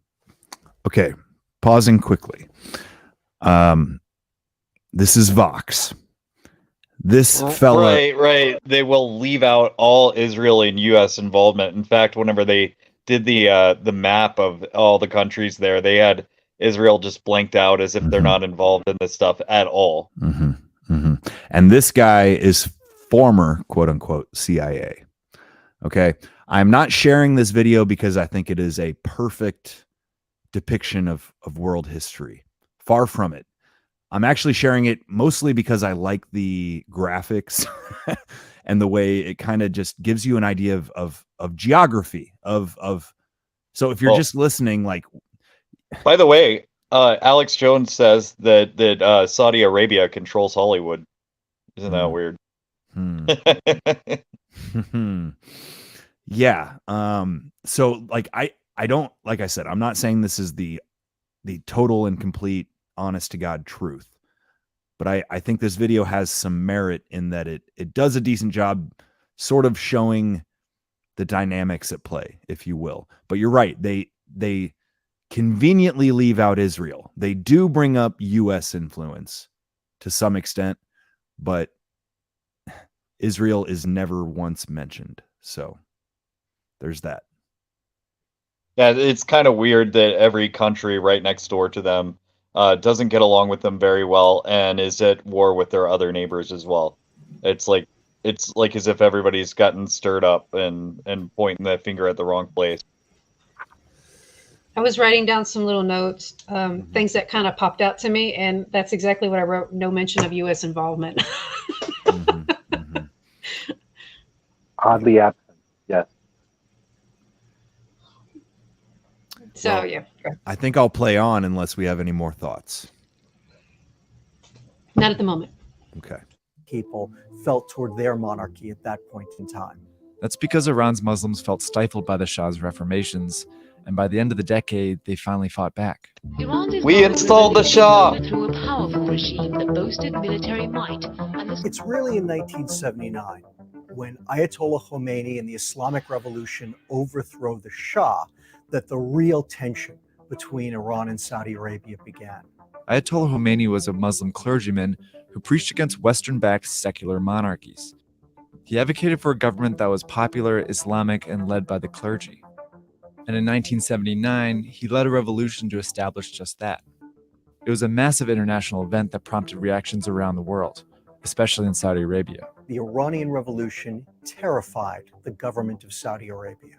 They were fearful that Ayatollah Khomeini would inspire their populations to rise up against them exactly the way that he had caused the Iranian population to rise up against the Shah. And there was a religious threat too. Up until now, the Saudis had claimed to be the leaders of the Muslim world, largely because Islam's two holiest sites, Mecca and Medina, are in Saudi Arabia. But Khomeini claimed his popular revolution made Iran the legitimate Muslim state. And there is another divide. Saudi Arabia's population is mostly Sunni, the majority sect of Islam, while Khomeini and Iran are mostly Shia.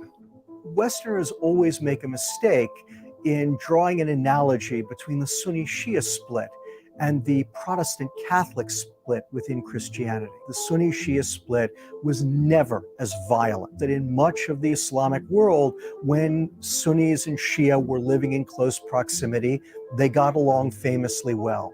So while the Sunni-Shia split was not a reason for the rivalry, it was an important division.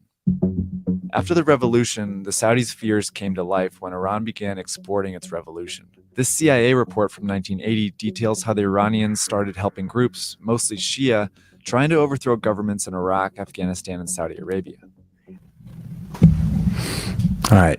I feel like we need to chop this up because it's a lot all at once, and I'm sure Ando and maybe a few others have some input. I mean, what are we thinking so far here? To me, if these are real CIA documents, it's kind of funny how they're not like redacted as fuck, first of all. But they might not care anymore. That might be why we see them out in the open with it at this point. Can't do anything about it now, you know. They're very forthcoming with things that they want you to think and what they want you to know. So they'll leave a lot of redactions out, and you know, it looks like there's no redactions here in order to get you to believe a certain narrative. If there's no redactions, you should definitely question that narrative at that point. Well, so they're admitting to basically backing the Shia militias, whatever. You know, okay, I guess again, I'm trying to, this is not meant to be like we need to understand the Middle East conflict. You know, this is meant to show that essentially like these conflicts between nation states and like failing states and the rise of tribal war in the wake of a fallen state. This is something we need to pay attention to. Like it's going to get to like Iraq here in a little bit. And I just find it, I don't know, you know, I think it's a little bit fortuitous. Like it feels like what's happening with the Mexican cartels and the southern border of the United States. To me, there's a similarity. You know what's interesting about this too is that the reason that the United States is so powerful is because of their alliance with Saudi Arabia. And 17 of the 19 hijackers, and probably including the 2 that were CIA, that we know for a fact were CIA now, by the way. 17 of the 19 were Saudi Arabian. Yet nothing happened to Saudi Arabia. In fact, we went and fought some wars for Saudi Arabia. But there's an alliance between the United States and Saudi Arabia, and that's why there's a petrodollar. And now that that's going away, I wonder what kind of conflicts, because it's my understanding, and somebody please correct me if I'm wrong on this, that they're still accepting US dollars for the petrodollar, right? They're still accepting them, but they're also accepting the Chinese yuan, right? Yes, they've Is that just how it works? included Okay. it. They have not Okay. included the U.S. dollar as of yet. They talk like they have, but when you actually look into it, you go, wait, why are they saying this? So and I think what we're seeing is a balkanization. And I think that effectively is what the idea behind these 15-minute cities is. I think it's a hyper balkanization. And again, as we talked about how they're training the children in school right now to snitch on each other, you break up everybody in these smaller tribes, and then you can just set them against each other at will because they'll be so impoverished, so needy that anything will set them off, And speaking of those 15-minute cities, and you were talking about how they're dividing them, there's going to be Trump-branded freedom cities that are basically 15-minute cities for people that wear red hats. Yeah. And have free Trump bottled water, right? Yes. Yeah. It's fabulous. it's the best bottled water. So what it makes me think of is the rise of nation states, like or should I say the return to, or I'm sorry, not nation states, city states. Hyper-feudalism. Yeah. It reminds me of, if you've seen that one series called The Badlands, it'll be very similar to that, is what basically they want to do to us. Or if if anyone's seen The Hunger Games, right? And those leaders were called barons. That's right. They were barons. That's right. Yes, they were.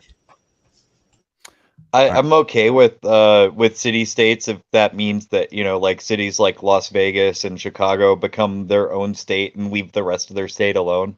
But that's not how city states work, unfortunately. No, and typically there's how do you say, like an inherent need to rape and pillage and plunder other people's resources to maintain the city state. So that's the inherent, typically in human history since the rise of like agricultural based civilization, there has been this struggle between the city state population versus the hill folk, the country folk, the wildlings, right? I mean, that's kind of, I think this pattern repeats throughout human history. The rise of the nation, the state, whether it be city state, nation state, whatever, and the eventual demise and the redistribution of power back to the country folk, so to speak, the militiamen. So I think I'll play this on. And they prompted the Saudis to redouble their efforts to fight against Iran. They bolstered their alliance with the US and formed the GCC, an alliance with other Gulf monarchies. The stage was set for conflict. On September the 22nd, Iraqi planes attacked Mehrabad airport outside Tehran. Iraq was gambling on a short, sharp campaign. The rise of Iran as a regional power threatened other neighboring countries as well. In September 1980, Iraq, under the rule of dictator Saddam Hussein, invaded Iran. He was hoping to stop the Iranian Revolution, gain power, and annex some of Iran's oil reserves. But they didn't get far. The war bogged down into a stalemate, complete with trench warfare, chemical weapons, and heavy civilian casualties. I just want to say that Saddam Hussein was a real handsome fellow, wasn't he? Real quick, too, they mentioned the chemical weapons, and the chemical weapons were given to Iraq by the United States back then in order to fight this war. And these are the same chemical weapons that they were going for in order to justify their war with Iraq. Mm-hmm. So yeah, remember that, y'all. Remember these things. There's a lot of a lot of context left out of this video, no doubt.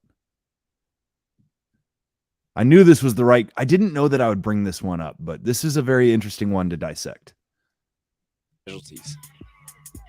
When Iran started winning, the Saudis panicked and came to Iraq's rescue. They provided money, weapons, and logistical help. And so it becomes critical to the Saudis that they build up Iraq and build it up into a wall that can hold back the Iranian torrent that they have unleashed. The Saudi help allowed Iraq to fight until 1988. By then, nearly 1 million people had died. The Iranians largely blamed the Saudis for the war, and the feud escalated. Fast forward 15 years, and Iraq again became the scene of a proxy war. In 2003, the U.S. invaded Iraq and overthrew Saddam Hussein. Neither Saudi Arabia or Iran wanted this to happen, since Iraq had been acting as a buffer between them. But problems arose when the U.S. struggled to replace Saddam. The United States has no idea what it's doing in Iraq after 2003, and it makes one mistake after another that creates a security vacuum and a failed state and drives Iraq into all-out civil war. Without a government, armed militias took control of Iraq, splintering the population. Sunni and Shia militias suddenly sprang up all over the country. Many were radical Islamist groups who saw an opportunity to gain power amidst the chaos. These militias were ready-made proxies for Saudi Arabia and Iran, and they both seized the opportunity to try and gain power. The Saudis started sending money and weapons to the Sunni militias, and Iran the Shia. Iraq was suddenly a proxy war, with Saudi Arabia and Iran supporting opposing sides. That trend continued into the Arab Spring, a series of anti-monarchy, pro-democracy protests that swept through the Middle East in 2011. And this had very different consequences for Saudi Arabia and Iran. That is terrifying to the Saudis, who are the ultimate status quo power. They want the region stable, and they don't want anybody rising up and overthrowing a sclerotic, autocratic government for fear that it might inspire their own people to do the same. The Iranians are the ultimate anti-status quo power. They have been trying for decades to overturn the regional order. Each country threw their weight behind different groups, all over the Middle East. Just like in Iraq, the Saudis began supporting Sunni groups and governments, while Iran helped Shia groups rise up against them. For example, in Tunisia, the Saudis backed a dictator while the Iranians stoked protests. In Bahrain, Iran supported Shia leaders seeking to overthrow the government. Saudi Arabia, in turn, sent troops to help quash the unrest. Both got involved in Libya, Lebanon, and Morocco as well. As Saudi Arabia and Iran put more and more pressure on these countries, they began to collapse. Now the feud has gone a step further, with both countries deploying their own militaries. In Yemen, the Saudi military is on the ground helping the central government. They are fighting the rebels called the Houthis, who are an Iranian proxy group. And the reverse is happening in Syria. The Iranian military is fighting side by side with militias, some of them extremist groups like Hezbollah, in support of dictator Bashar al-Assad.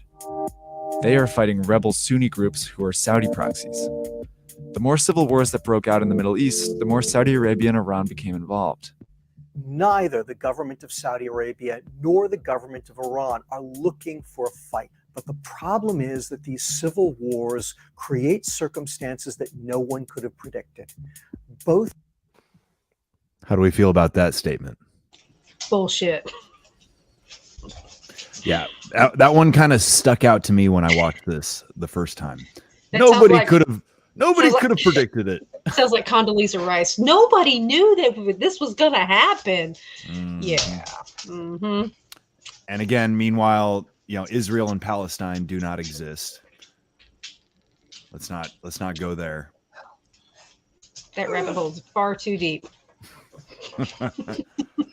See, I honestly, I feel like a total dummy when it comes to this stuff. I just don't quite get it, except that it really just all boils down to people been killing each other for a long time for all kinds of reasons.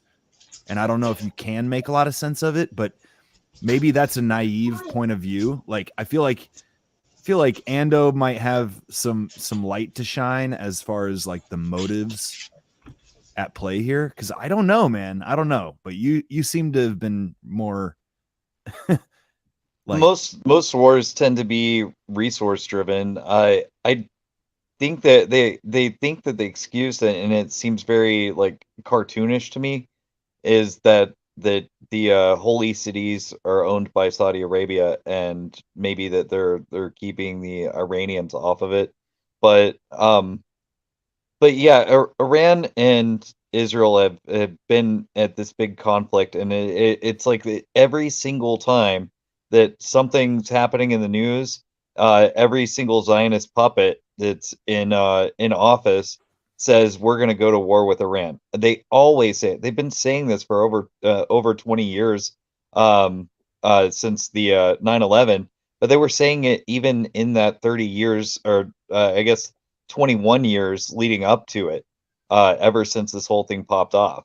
The United States still has only done proxy activity with Iran, and I don't think the United States really wants to get involved, because it's a mess, and it's pretty obvious that it's a mess, and that there's also just other powers involved in this situation. Ando, I was going to ask you, do you think that this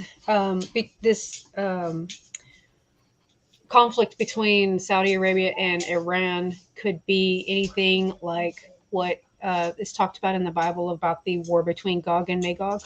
Because I know that people have tried to say Russia was one aspect of that conflict, but do you think it could actually be between Saudi Arabia and Iran? I haven't gotten super deep into decoding that. I thought it was really interesting that Bush and Bush Jr. were their Skull and Boner's names were Gog and Magog. I thought that was really interesting, but yeah, I haven't figured out the code on that yet, and I think that a lot of the things that, as far as geography goes, I think that whenever Revelation is talked about, I don't think that a lot of the regions are exactly the same as they are in ancient Bible times, Gotcha. Yeah, I know and I don't want to be the person that's just sitting there reading through Revelations like, oh, yep, that's it. And then, yep, that's it. And then, kind of making that comparison. But you have to, I do want people to realize that there are similarities that appear in Revelation that we are actually seeing today. And it may not go necessarily exactly like what it says. And, but I think it's worth noting that even when like the Egyptian civilization collapsed, it wasn't just one thing that caused them to collapse. It was a whole mess of things that happened simultaneously or consecutively that led to that downfall. And I just think that's what we're seeing now.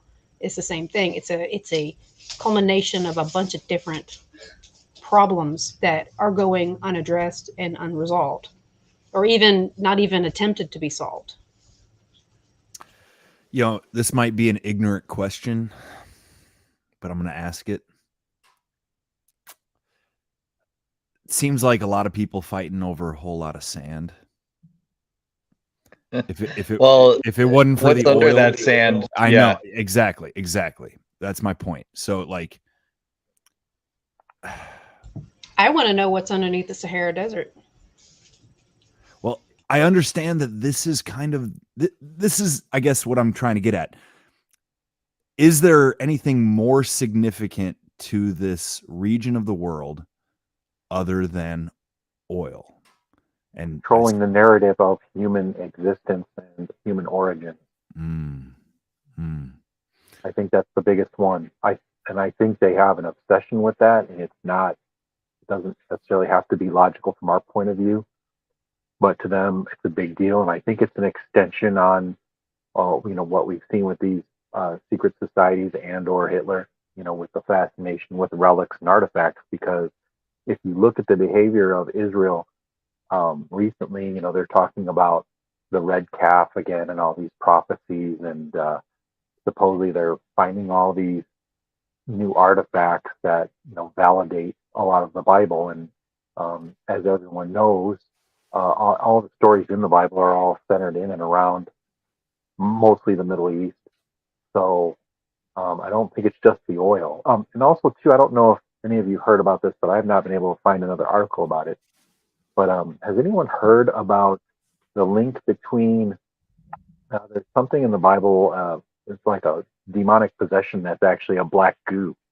And recently, I guess, some scientists actually made a sentient black goo. And yeah. Did you hear about that? Yeah, I've seen it moves and stuff. They say that they want to use it to like climb down people's windpipes and pull things out Yeah. and stuff like that. Yeah, that is really weird.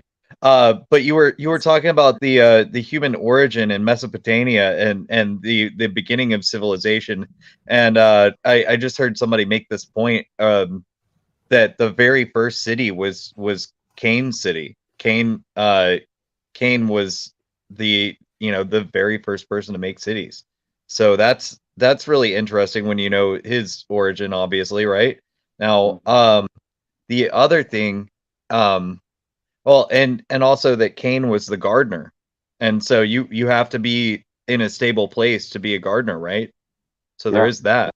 Yeah. And you So need enslavement. I mean, back then you needed massive amounts of human resources to be able to keep a city going. Because if you're going to go agricultural, it does take a lot of work.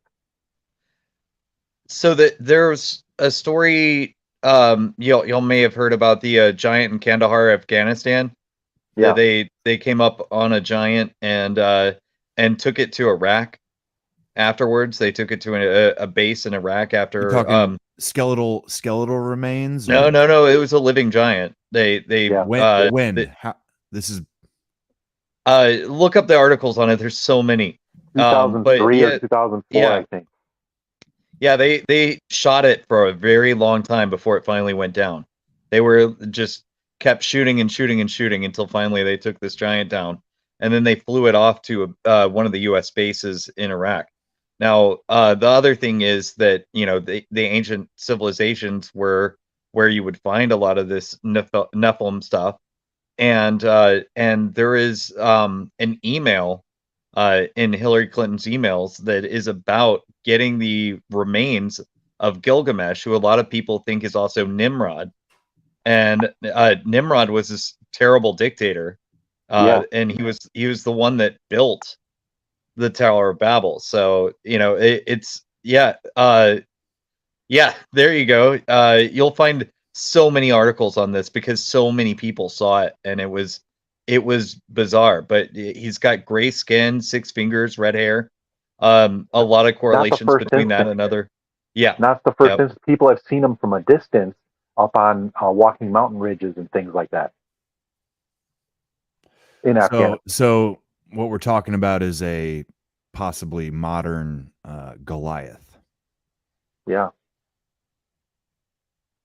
And so the Smithsonian covers up giant bones all the time. This every single time a giant is discovered, you can there's newspaper articles from a long time ago where they would find remains of a giant, and then the Smithsonian would just go in and clear out that information. It would get hidden. I guess that's like their thing, that they have to hide that because that's really important to them for some reason.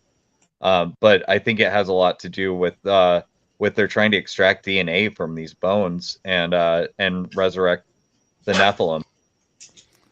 Well, the Smithsonian covers up a lot of things, but definitely they cover up the giants for sure. God, man. It's like when people find things and they like report it to like the government or whatever. It's like, why are you telling them? They're just going to hide it. It's just like, don't tell the Smithsonian that you found something, because they're going to throw it in the memory hole and you're never going to see it again. Or like the guy who found all that treasure in the FBI. Yeah. It's like, dude, why? What is wrong with you? If I found a treasure trove of gold and silver and all kinds of stuff, no one would ever know, but there would be signs. One of the big things I think that they cover up giants for is because it conflicts with their ideas of evolution, and that's one of the things that they really want you to buy as the theory of creation, because they can't handle that God created us and that there are entities that mated with human beings and ruled the earth at one time. There's Robert Sepper. He's an anthropologist who has delved into the study of giants and other things and other lies that mainstream history and ancient history and anthropology has told us over our lifetimes. and he did an interview with, or he covered an interview with a guy who used to work at the Jekyll Island, and before because it's a tourist spot now, and you can go in and you can tour the building where the Federal Reserve was the plan for the Federal Reserve was made, and they said that the building, the main house, was built in the center of what used to be a village, and it was the center. So the house is just like right smack on top of it, and then there are surrounding houses around the main house. They call them cottages, but they're not cottages. They're like really big houses. But the houses that are there were built on top of structures that were there before. Like they had one that was like maybe like a granary, and then another one was like maybe where they kept their sick people or something like that. So the guy was giving a tour of the inside of the main house, and they were actually he said that they actually found, when they were building that house, they were kind of excavating the land a little bit. They found bones of really, really large people on this island, and they actually secured some of those bones, and that they're actually still there. And he got to see them, and he was just kind of asking all these questions, and he showed the guy paintings that were on the walls in the house, and some of them depicted child sacrifice and tribal child sacrifice. And he was looking at, it was an artist rendition, and it had been done many, many, many years ago. And he was looking at the altar that was used for this child sacrifice in the image.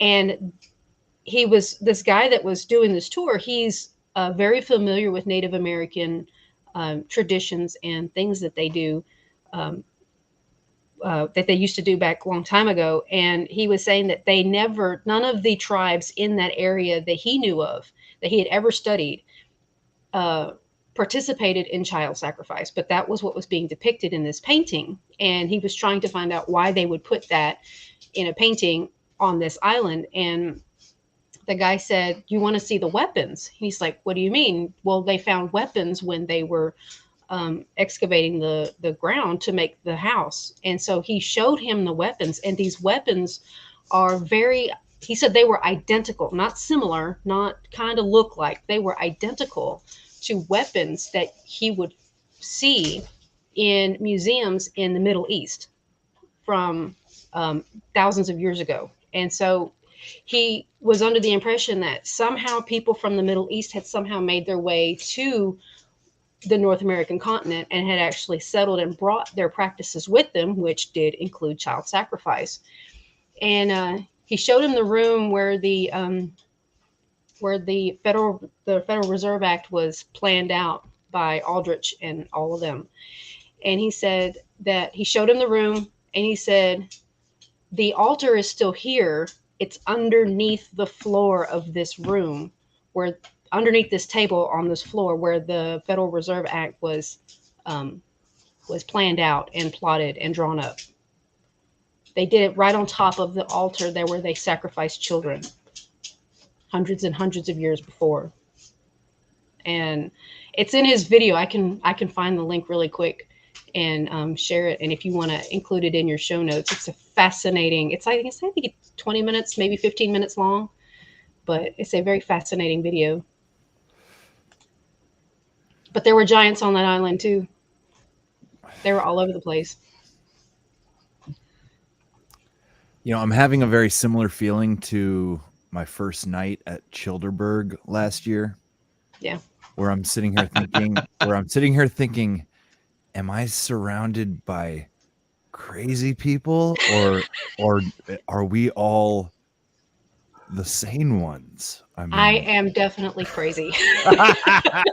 I'm batshit insane, okay? I'll be the first to admit it. It's all good. Let's take a step forward. Toxoplasmosis can also cause above average height in children that are born of a female who is infected with toxoplasmosis. So I find that interesting too, with the worship of cats in the Middle East, right? Oh yeah, and hey, look at Melania. She might have cats or something. Because Barron is a giant. I mean, the kid is like 7 feet tall. I also have a cat, so take that for what it's worth. So I tried to do a quick search about like military force against the U.S. or against the Mexican cartels, and like nothing is coming up on YouTube. It's so bizarre. Like, yeah, it's definitely being pushed down in the rankings. They don't want people to toy around with that, but they've already said that there's like 2 reserve units that have been identified and have been made active to go to the border, and they're already coming up with a strategy. I had said last year or the year before, I have a contact in Border Patrol. He said that their strategy was to try and get a 300-mile buffer into Mexico, establish it, and basically hold it. Wow. Well, it seems like the border's going the other way, though. I mean, yeah, that's really that's what I was just gonna say, man. I saw something about, they say, like, I don't know, whatever it means, like 5 out of 9 sectors of the border are controlled by the cartel. That's right. So, like, practically speaking, we have lost a majority of the border. Yeah. That's kind of fucking crazy. So this is why I'm saying, like, they're just imaginary lines, man. It's amorphous. It's amorphous. Yes. They're just the establishment of the state, man. They don't mean anything. Well, here's another thought. Have we not already lost, or, oh my God, I'm going to sound so racist here, but are we not already invaded? I mean, come on. Like, we might as well just give New Mexico, Texas, and like Arizona to Mexico, because they've already got it. Give them California too. Fuck it. Take it. But yeah, New Mexico's already owned and run by the cartels. Guzman Construction does all the construction, or had for many, many years, had all exclusive contracts with the New Mexico government, and did all the road construction, et cetera. And that was a huge cash cow for them. And the Guzman family is still operating openly in New Mexico like nothing's going on. So, hey, what's that Guzman name, real quick? That's a certain guy, right? El Chapo. Thank you.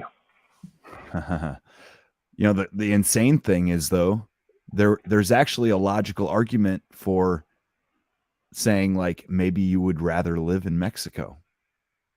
Yes, that's happening. There is a lot of people who are finding it's actually safer in Mexico. And the reason why is, if you find an area that's well defined by the cartels, and there's basically an operating truce going on, you actually end up way ahead. And I mean, even me and my wife have been looking at maybe moving to some part of Mexico or Costa Rica, or basically somewhere out of the United States, because unfortunately I think we're seeing our freedoms erode and their freedoms are rising, and it's a whole lot cheaper there. You know, you can buy your way out of almost anything in Mexico. Here you can't. It's impossible, because we have utter psychopaths. People think Mexico is crazy. I'm like, no. You know what's more crazy is not being able to buy your way out of little nitpicky shit and end up in jail for life over because you pissed off a judge or something. I mean, that happens here. The cartels aren't going to try to give you butt parasites either. No, exactly. They're not about that. Thank God. Okay, so there's 30 seconds left of this video. I thought I'd play it, and then there's something else that just came up when I searched. It was kind of bizarre, but when I searched, military force against cartels, a video popped up about intense military buildup in the Arctic. And I don't know why the algorithm spat that at me, but I want to finish this one. Wow, that's something they hide too, by the way. Weird that it floated to the surface, right? Yeah. But let's finish this one, and then we'll go to that. And we might have to wrap it up here in a bit, but the Iranians and the Saudis feel their vital national interests are threatened, are in jeopardy because of different things going on in these civil wars, things that they blame each other for. Now the Cold War is drawing in other countries. The Saudi government is threatening Qatar, a tiny Gulf state that was developing ties with Iran. Meanwhile, in Syria and Iraq, the terrorist group ISIS is nearing defeat, and both the Saudis and Iranians are angling to take control of that territory. It's a Cold War that's becoming incredibly unpredictable. As the Middle East continues to destabilize, it's hard to say how far these countries will go. Okay, so I only wanted to play that out to drive home the point. This whole destabilization, it is not isolated to the Middle East, is it? Looks like we lost Rob. Yeah, he just said he had to go. Oh, did he? Okay. Yeah. No problem at all. Yeah, I guess I don't know what this video, I haven't watched this one about the Arctic, but do you all know anything about why anybody would give a fuck about the Arctic? Well, there's an Arctic treaty, and the entire world is all the governments of the world somehow cooperate to make that Arctic treaty work. They can't see eye to eye on anything else, but that for sure they can. There's also a video that I saw not too long ago where a guy was going through this theory that he had, and he was explaining how he came to this theory and why he thinks this way. And he was saying that he thinks that the equator was actually passed through the North Pole at one point, and that the equator is actually the Earth went like that. It tilted, it turned. Yeah, basically almost a 90-degree shift, that the entire planet shifted, and that the equator actually used to go north to south. And essence. So I mean, it didn't. North and south would have. It's all relative. But the old equator actually would have passed right over the current North Pole. Would have passed right over the pyramids, and the one in Cambodia. What's the one? I forget the name of it. I'll think of it later when I'm asleep in the middle of the night. And then there was another. Are you talking about the ancient sites? Is that one Angkor Wat?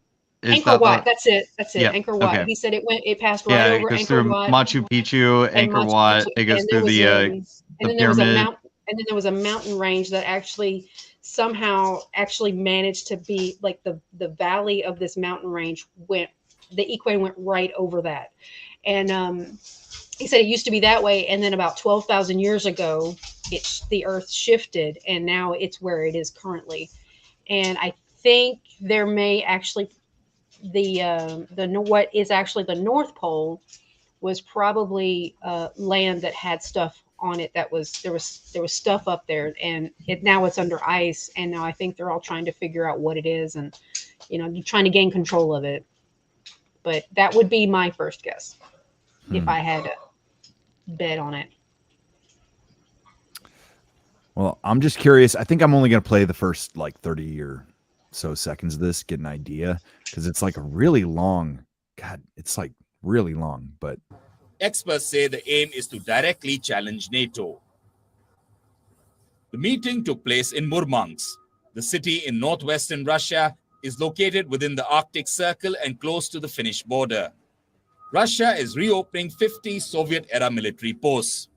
Among them are 13 air bases and 10 radar stations. While China calls itself a near-Arctic state and wants to build a Silk Road on ice, since Russia launched its assault on Ukraine, the Western nations have shunned Moscow. That's an opening which Beijing was looking for to make deeper inroads in the region with the help of President Vladimir Putin. Both countries also plan to hold joint military exercises, much to the dislike of the West. Chinese cruisers have been spotted in the Arctic. Besides, Pentagon has been wary of China deploying submarines armed with nuclear missiles under the Arctic ice, forcing the US to beef up its own operations in the region. Clearly, the tug of war between the West on one side and Russia, China on another is only going to intensify in one of the Earth's remotest places. Bureau Report, we on World is One. Interesting. Very interesting. The weird thing is this video is 11 hours and 55 minutes long. Like, I guess it's the entire like day's news on whatever station this is. But like maybe that's got something to do with why it floated to the top of the algorithm. Like that's the weird thing. Like it was totally unrelated to what I searched, but this came up and for some reason a little voice in my head said it might be worth looking at. I mean, why bother? Why bother up there? That's really weird because this is I as far as I understand that treaty, that the Arctic Treaty is something that nobody ever messes with, that it's all just, everybody just kind of holds their space down there and gets along just fine. Like nothing out here is going on, but this is interesting for sure.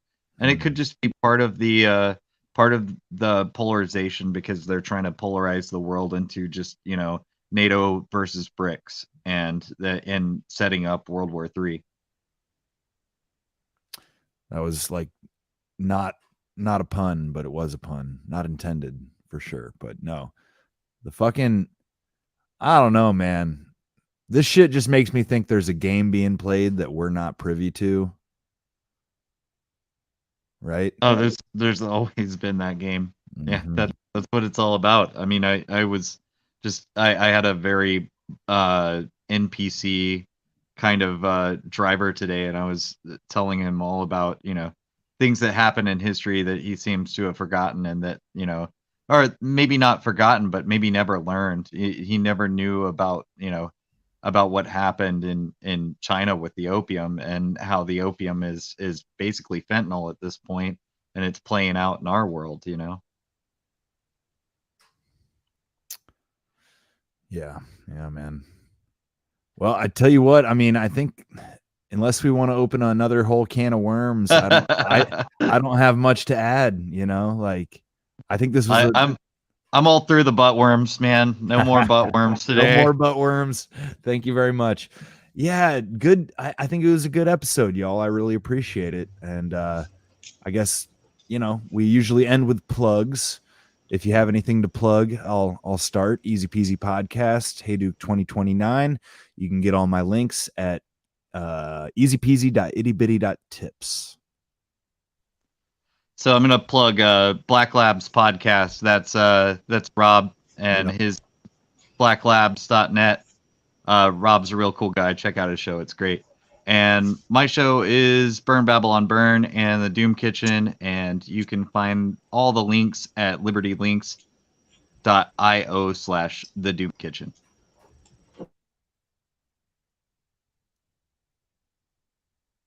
You're muted, Fido.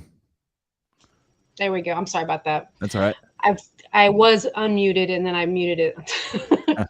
I'm phytophiliac. I have music on mostly on SoundCloud, but it is available on all streaming platforms. Just had a song released. It was a collaboration between myself and Dr. Dennis and Deadfella. It is on Spotify if you use that platform, but it's on all of them. But it's a really good song. It's called The Time Is at Hand.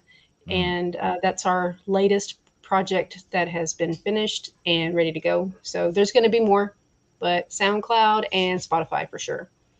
Awesome. Oh, and to plug that a little bit more, she was just on Grand Theft World Liberty Radio. Yes. And there was an interview there and 2 of the songs, and it was awesome. So check that out. I will definitely check that out. I'm curious, real quick. I know philiac would be like someone who loves something. So what is philo? Phyto is the Latin word for plant. And so phytophiliac is someone who loves plants. Makes sense. Makes sense. You can see my plants behind me, the ones that survived. I feel almost ashamed that I wasn't able to I guess translate that myself, but I'm also a phytophiliac. So yeah, takes all forms. And we got OG Dad Bod. We didn't hear a lot from you today, brother, but we always appreciate you. Yeah, no, man. I'm trying to pick my damn brain up off the floor. I'm kind of mind fucked right now. I don't think I've been drinking enough to really have put too much in this conversation. You know, maybe it's like a good role to serve for the forum, like the guy who's just like, whoa, you know, what the fuck? Well, exactly, man. Exactly. Like, yeah. Well, really appreciate y'all being here.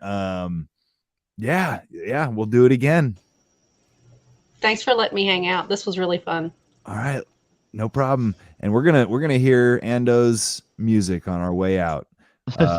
If you roll it up, like start it low, and then slide the slider up as you go. And I see. Yeah, this is how we so learn. We can talk over it a little bit, and this is how we learn. Yes. And there we go. Thanks for tuning in, everybody, to the What the Fuck Forum. What the fuck?